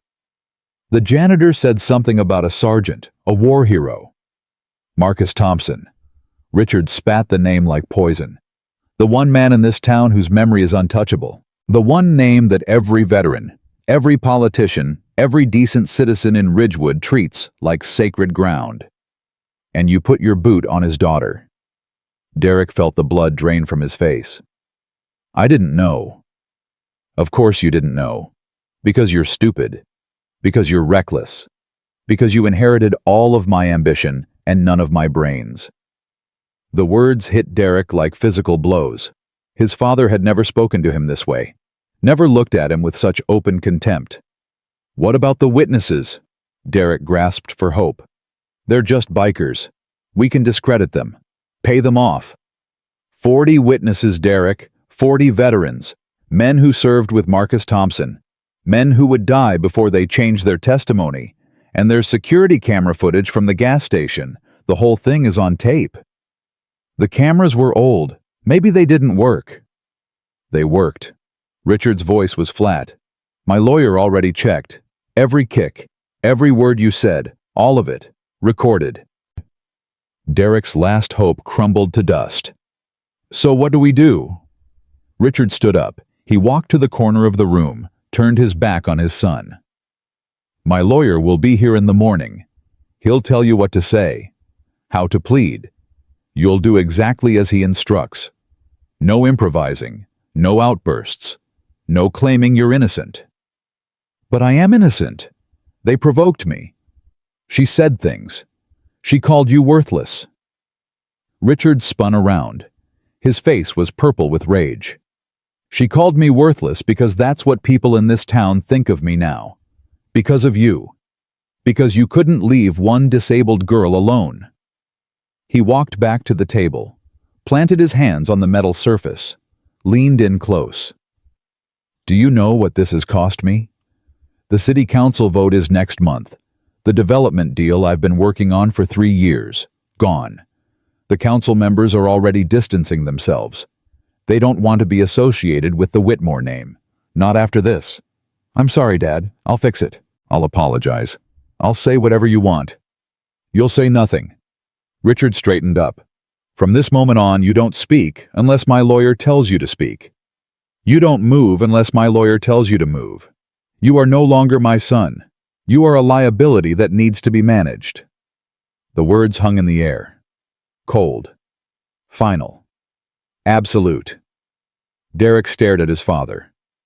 Searching for some trace of love, some flicker of the man who had taught him to throw a football, who had taken him fishing on summer weekends, who had promised him that Whitmore's always won.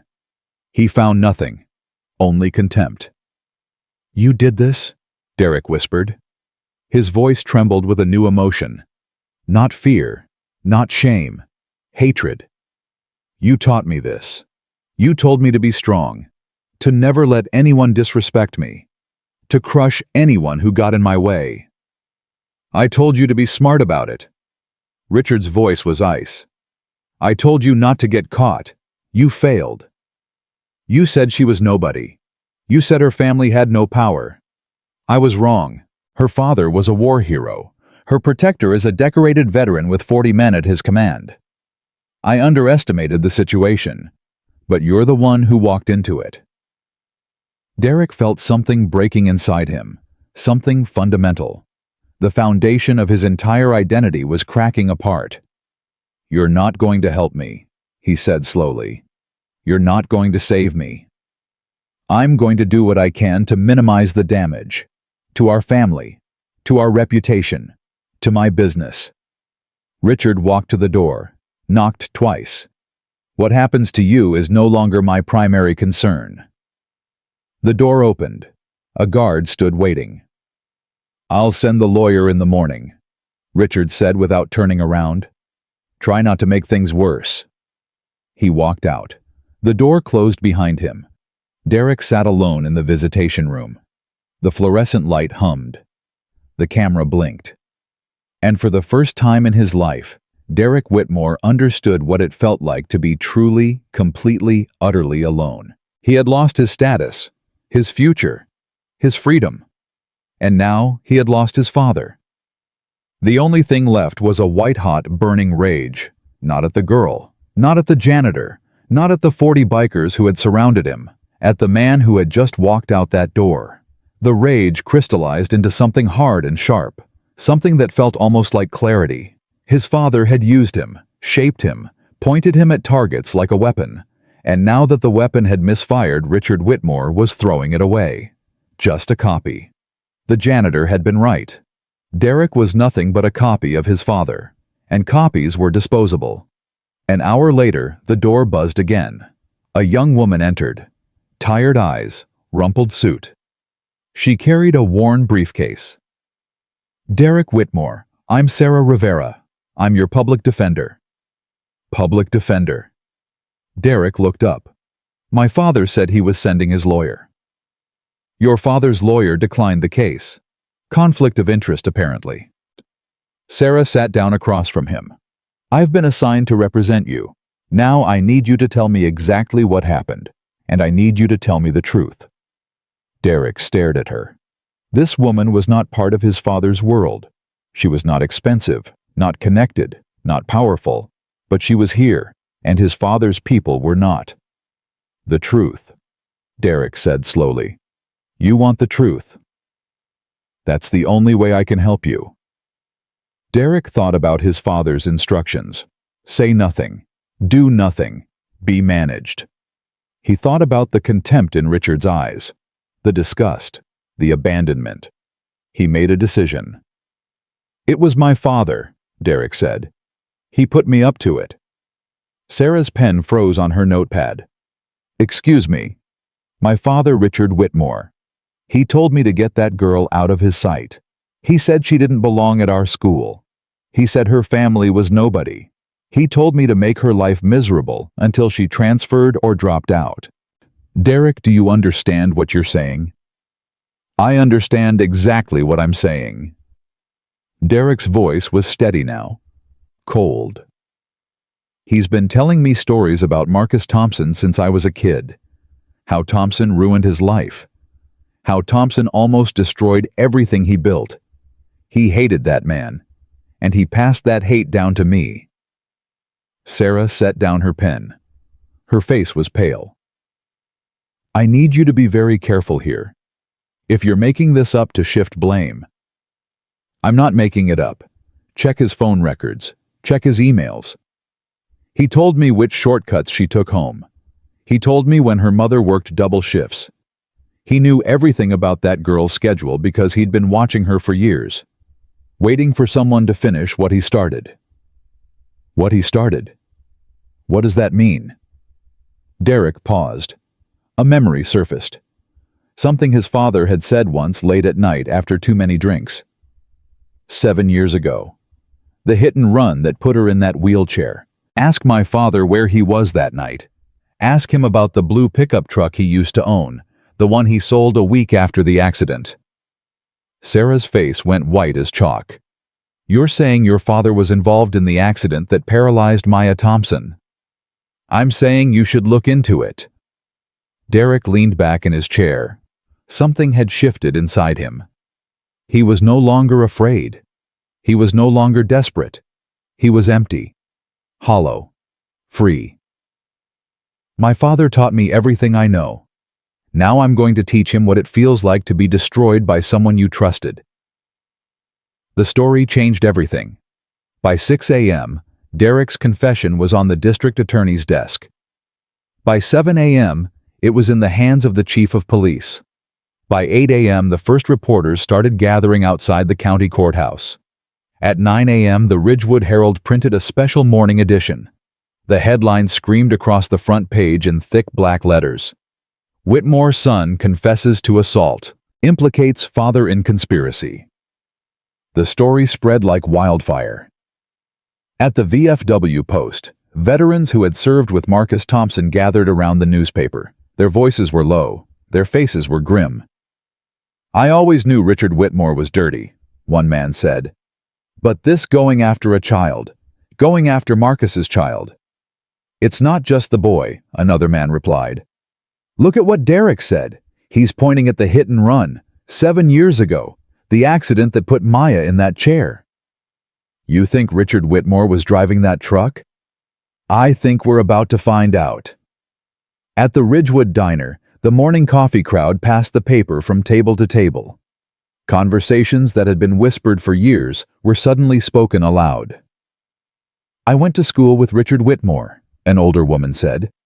He was a snake then, a snake now. Remember when Marcus Thompson caught him cheating on those scholarship exams? Nearly cost Richard everything. He never forgave Marcus for that. Never. The news rippled through the generation that had built the town. This was not just a story about a school bully. This was a story about their hero, their values, their legacy, and they were angry. At 10 a.m., James Morrison received a phone call. Bear, it's Frank Daniels, the officer from last night. I remember. The DA wants to talk to you, says you might have evidence, something about a notebook. James looked at the worn leather notebook sitting on his kitchen table. 3 years of observations. 3 years of documenting Derek Whitmore's behavior. Every incident, every witness, every date and time. Tell him I'll be there in an hour. James hung up. He picked up the notebook, held it in his hands. This small book was about to become the most important piece of evidence in the biggest trial Ridgewood had ever seen. At 11 a.m., James Morrison walked into the Ridgewood County Courthouse. The lobby was packed with reporters. Cameras flashed. Microphones were thrust in his direction. Mr. Morrison, is it true you're a member of the Iron Wolves? Mr. Morrison, what's your connection to Maya Thompson? Mr. Morrison, did you know about the Whitmore family's involvement in the hit and run? James did not respond. He walked past the reporters with the same quiet dignity he had carried for 62 years. Head high, shoulders back, eyes forward.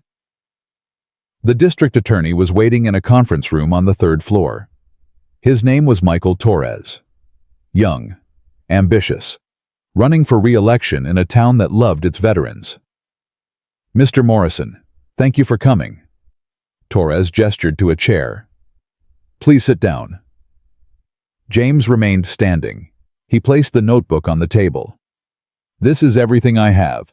3 years of documentation. Every incident involving Derek Whitmore and Maya Thompson.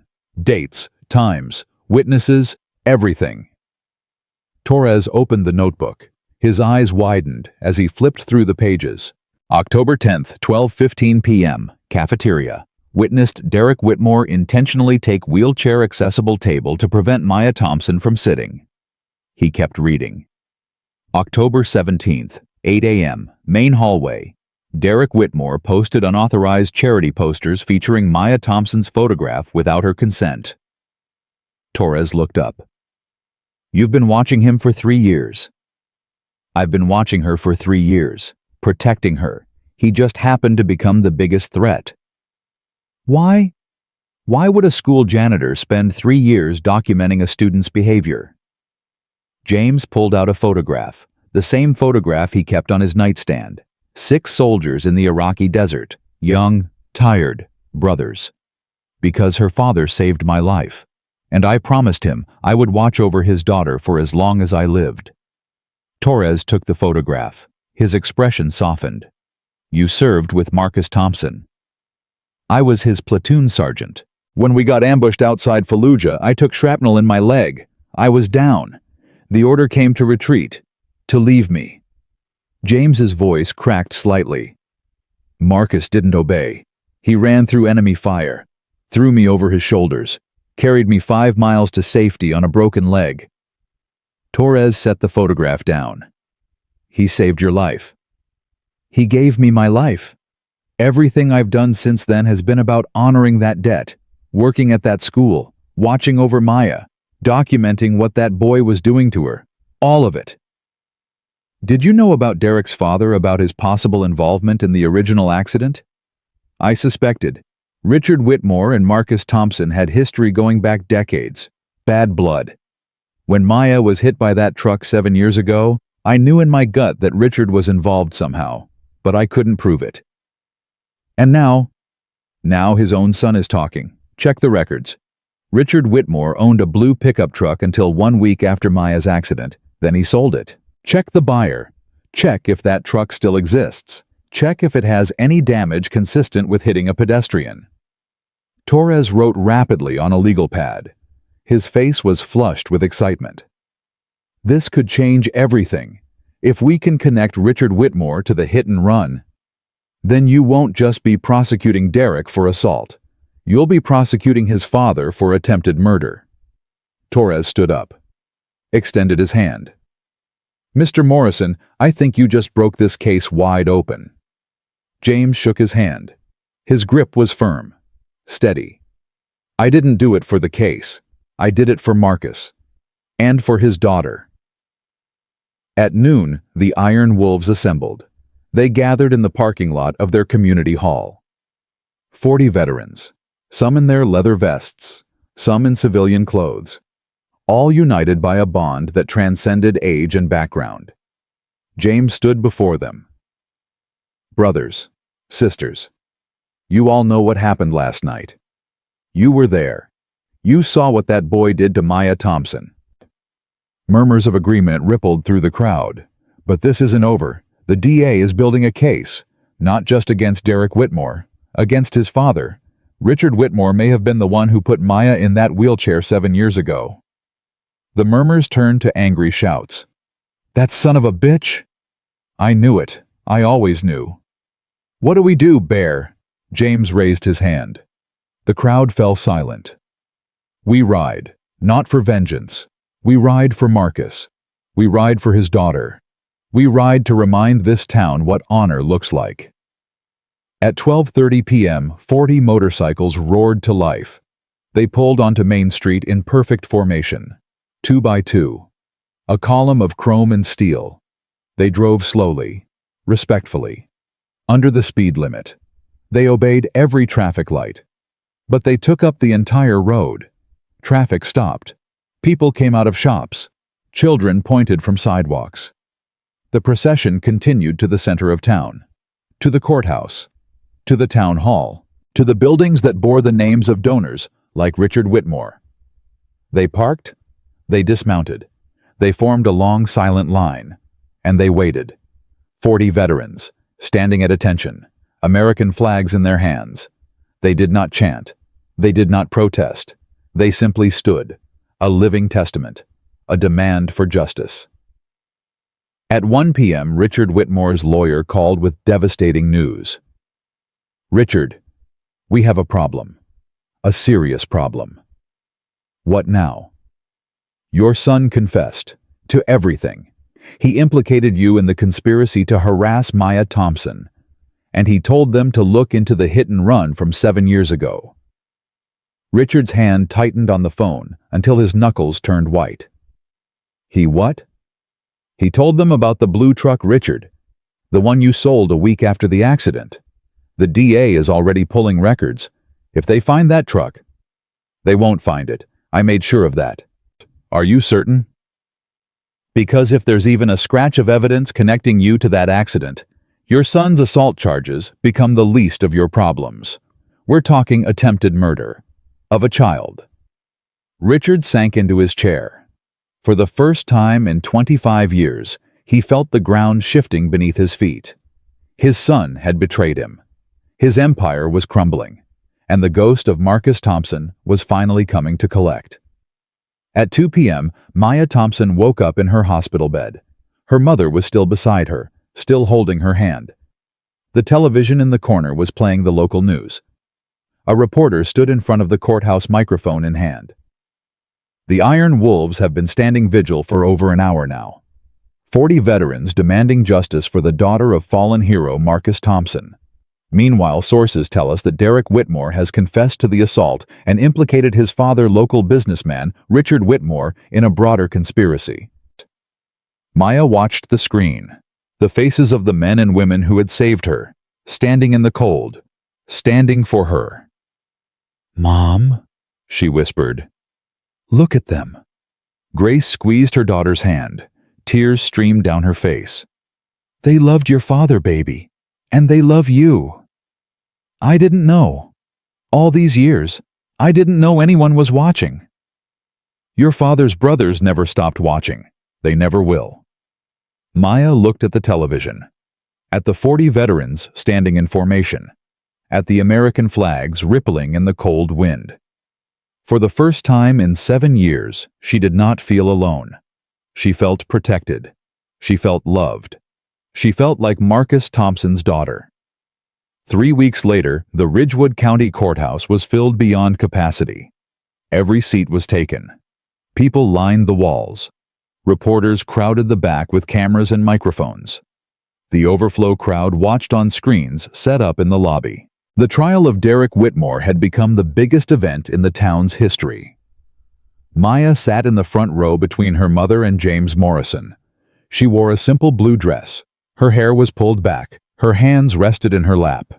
She had been released from the hospital after 3 days, but the bruises on her arms were still visible. Yellow and purple marks that told the story of what Derek Whitmore had done. She was not in her wheelchair today. The Iron Wolves had taken it to their shop the night of the attack. They said they would return it when it was ready. Maya did not know what that meant, but she trusted them. Today she sat in a borrowed hospital wheelchair, functional, sterile. Nothing like the chair that had been destroyed. The courtroom doors opened. Derek Whitmore entered in an orange jumpsuit. His hands were cuffed in front of him. His face was pale, hollow.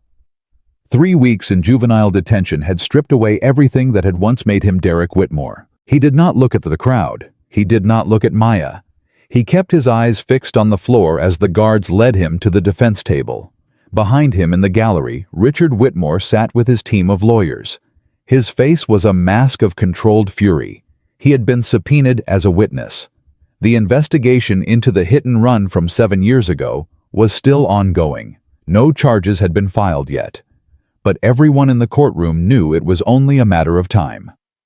Judge Harrison entered. The bailiff called the court to order, and the final chapter of Derek Whitmore's life as a free person began. The district attorney, Michael Torres, built his case brick by brick. He called the police officers who had responded to the scene. He showed the security camera footage from the Cold Spring gas station. He presented James Morrison's notebook with its 3 years of documented harassment. But the most powerful moment came when he called Maya Thompson to the stand. The courtroom fell silent as she wheeled herself to the witness box. A bailiff helped her transfer to the chair beside the judge's bench.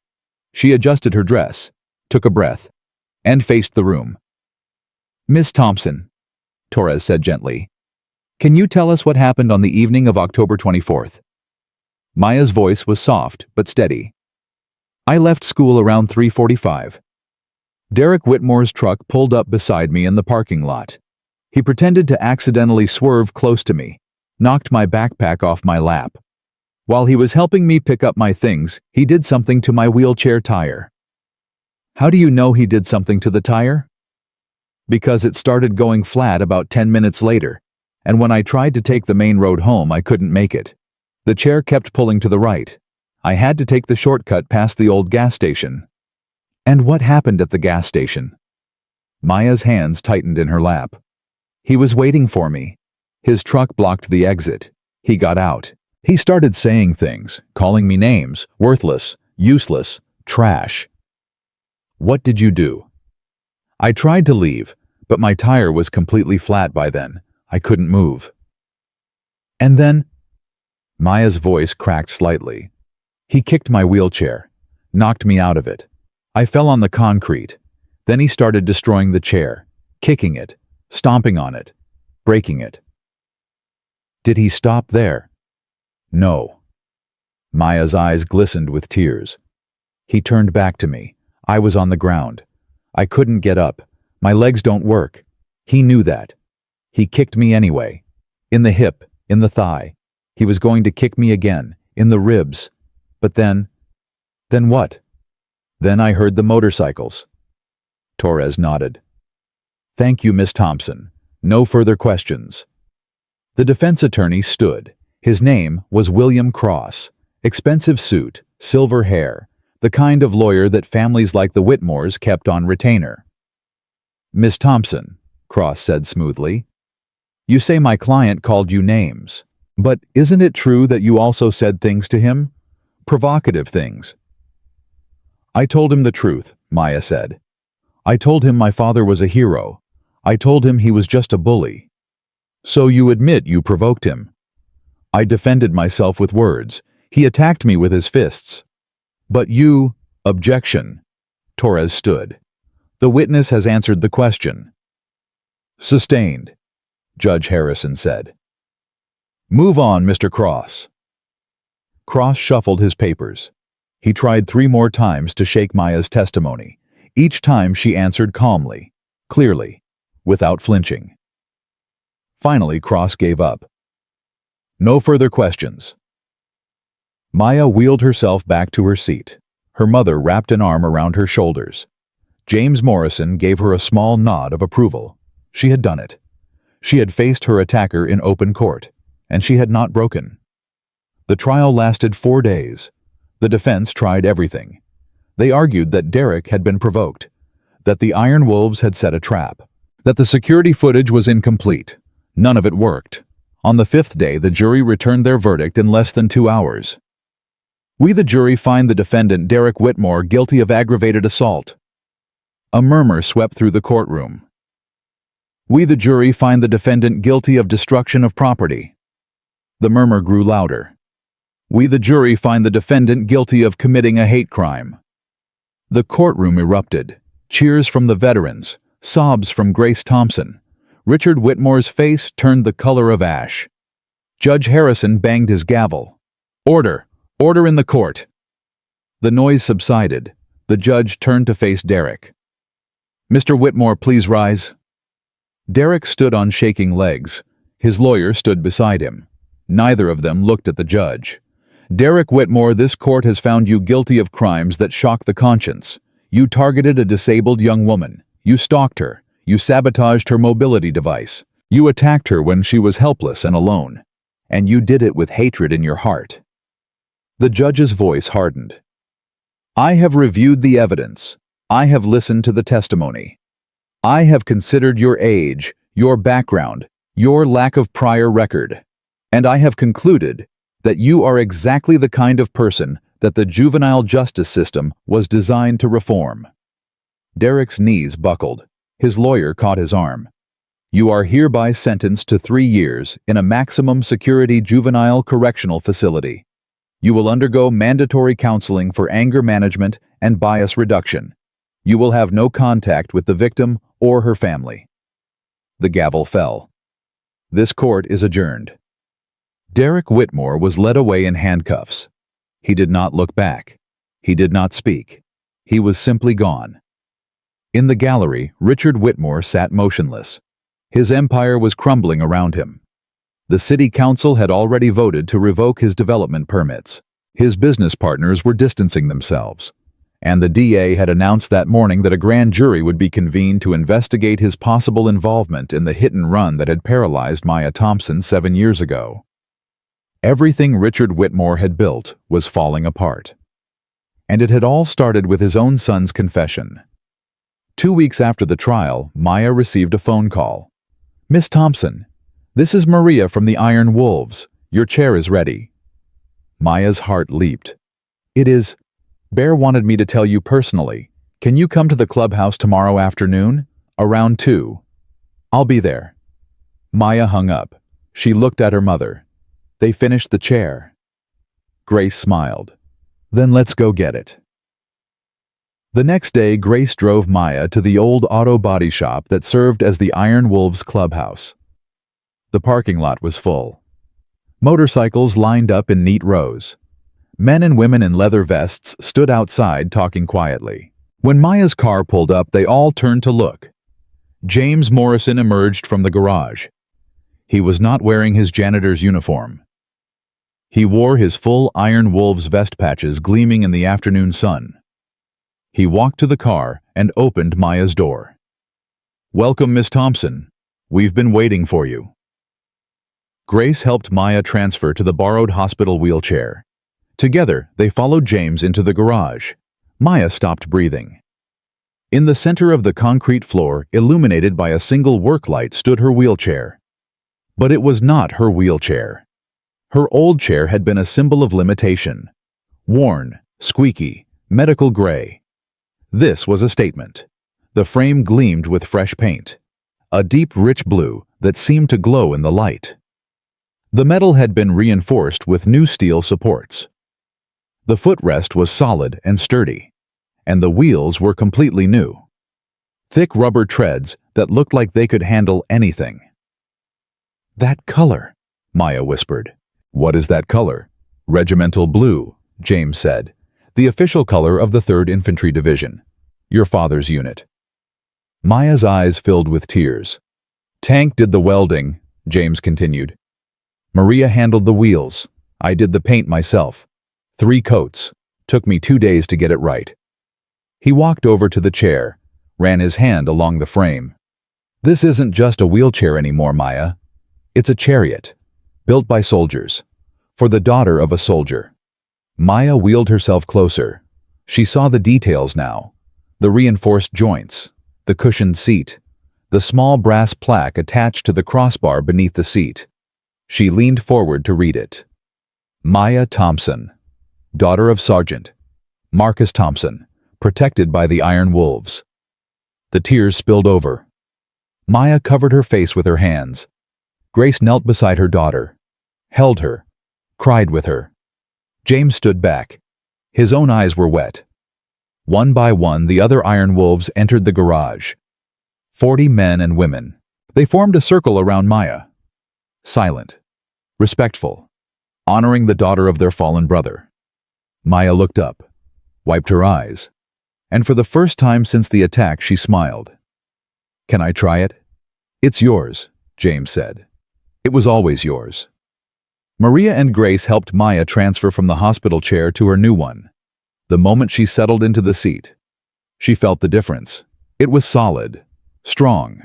It felt like armor. She placed her hands on the new rubber hand rims, pushed. The chair glided forward, silent, smooth, powerful. She pushed again, circled the garage. Her smile grew wider with every rotation. "It's perfect," she said. "It's absolutely perfect." James nodded. "Your father would be proud." Maya stopped in front of him, looked up into his weathered face. "Thank you," she said. "Not just for the chair, for everything, for 3 years of watching over me, for keeping your promise." James knelt down so he was eye level with her. "Maya, I want you to understand something. Protecting you was never a burden. It was never a duty. It was an honor, the greatest honor of my life." "Why?" "Because your father gave me everything. He gave me my life. He gave me 40 more years I wouldn't have had without him. Every day I wake up, every breath I take, I owe to Marcus Thompson." His voice cracked. "Watching you grow up, seeing his strength in your eyes. That's not a sacrifice. That's a privilege." Maya reached out, took his hand. "He would be proud of you too, Mr. Morrison." James smiled. It was the first time Maya had ever seen him smile. "Call me Bear," he said. "Everyone else does." 6 months later, the world had changed. Richard Whitmore was indicted by a grand jury on charges of attempted murder and conspiracy. Investigators had found the blue pickup truck he had sold 7 years ago. It was in a salvage yard 3 counties over. The front bumper still showed damage consistent with hitting a pedestrian. DNA evidence matched Maya's blood. Richard Whitmore was arrested at his home on a Tuesday morning. The photographs made the front page of every newspaper in Ohio. The mighty developer, the man who had put his name on buildings across Ridgewood, was led away in handcuffs. His trial would take another year. But the outcome was never in doubt. Derek Whitmore served his 3 years. He was released on his 20th birthday. He did not return to Ridgewood. He did not contact Maya or her family. He simply disappeared into a life that would never include the privileges he had once taken for granted. The charity posters were taken down. The fake wheelchair fund was disbanded. The money that had been collected was donated to the Sergeant Marcus Thompson Memorial Scholarship Fund, established by the students of Ridgewood High to honor the father of the girl their school had failed. And Maya Thompson graduated. The sun was bright on the day of commencement. The football field was packed with families. Blue gowns filled the rows of folding chairs. The smell of fresh-cut grass mixed with perfume and nervous sweat. Maya was not with her classmates. Principal Martinez stood at the podium looking at his watch. "We seem to be missing one final graduate before we begin. Our valedictorian, Maya Thompson." A murmur rippled through the crowd. In the front row, Grace Thompson was not worried. She was smiling. Then they heard it. A low rumble. Distant at first, growing louder, deeper. A sound that seemed to come from everywhere at once. Engines. Dozens of them. Into the parking lot visible from the field, a procession appeared. At the front rode James Morrison on his gleaming Harley-Davidson. Attached to his motorcycle was a custom sidecar painted deep regimental blue. And sitting in that sidecar, wearing her blue graduation gown with a gold honor stole around her neck, was Maya Thompson. Behind them in perfect formation rode the entire Iron Wolves. 40 motorcycles, 40 veterans, 40 brothers and sisters in arms. The crowd rose to its feet. The procession stopped at the edge of the field. The engines cut off one by one. Silence fell. James dismounted. He walked to the sidecar and extended his hand. Maya took it. She did not get out. Not yet. James reached past her and retrieved her wheelchair, the blue steel chariot the Iron Wolves had built for her. He unfolded it with a single expert motion and placed it beside the sidecar. Maya transferred herself. Her arms were strong now, her movements confident. She was not a passenger being delivered. She was a leader taking her place. She adjusted her cap, straightened her stole, and looked up at the man who had been her guardian for 3 years. "Ready, Sergeant?" she asked. "After you, valedictorian." Maya gripped her wheels. She did not need the ramp. She popped a small wheelie. Her front tires cleared the curb. She rolled onto the grass, silent and powerful, and headed for the stage. The crowd erupted. Parents cheered. Students threw their caps before the ceremony had even started. Teachers wiped tears from their eyes. Maya rolled up the accessibility ramp and stopped at the podium. She looked out at the sea of faces, her classmates, her neighbors, her community, and in the back, standing at attention, 40 veterans in leather vests. She adjusted the microphone. "When I was a sophomore," she began, "I used to eat my lunch in a hallway by the trash cans. I used to believe that my worth was defined by my isolation, that what made me different made me invisible." She paused. Let the words sink in. "I was wrong." The crowd was silent now, hanging on every word. We're told that strength is about standing alone, that real power means not needing anyone, that asking for help is weakness. She shook her head. That's a lie. The biggest lie our society tells us. Her voice grew stronger. True strength is not about standing alone. It's about finding the family that refuses to let you fall. It's about finding the community that stands with you when the world tries to push you down. She looked at the veterans in the back, at James Morrison, at her mother in the front row. A year ago, I was attacked by hatred, but I was rescued by honor. I was saved by men and women who made a promise to a man they loved, a promise they kept for 17 years, a promise they will keep until they draw their last breath. My father, Sergeant Marcus Thompson, founded the Iron Wolves on a simple code. You don't leave anyone behind. You protect your own. You carry the load when others can't carry it themselves. She held up her diploma. This piece of paper means I finished high school. But what I really learned this year can't be written on a diploma. I learned that I am not defined by my disability. I am not defined by the hatred of small people. I am not defined by the limits others try to place on me. Her voice rang out across the field. I am defined by the legacy of a hero. I am defined by the love of a community. I am defined by the strength I found when I thought I had nothing left. She looked directly at the camera that was streaming the ceremony live. To anyone watching who feels invisible, who feels alone, who feels like the world has forgotten them, I want you to know something. You are not alone. You were never alone. Somewhere out there, someone is watching over you. Someone is ready to stand up for you. Someone is waiting to remind you that you matter. Find those people. Let them find you. And when they do, hold on tight.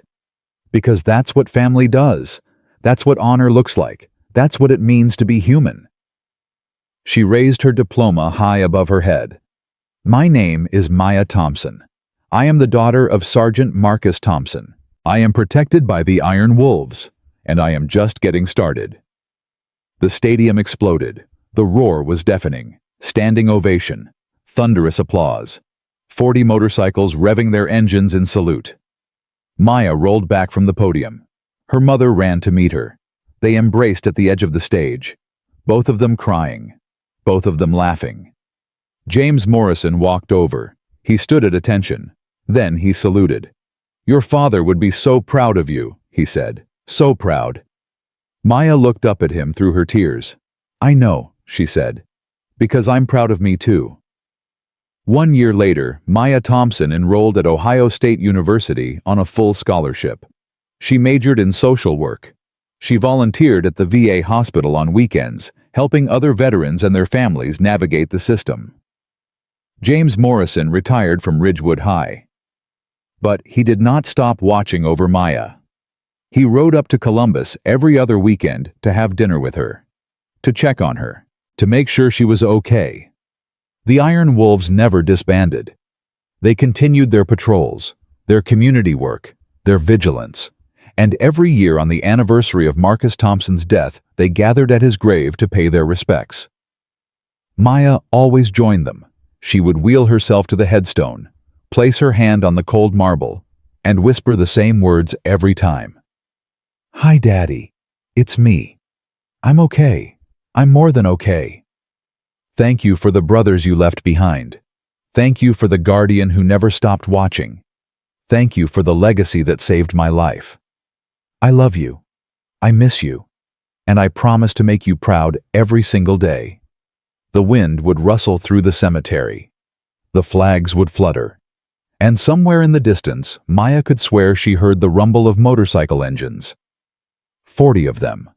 Riding eternal patrol. Because that's what family does. That's what honor looks like. And that's what it means to carry the load when others can't carry it themselves.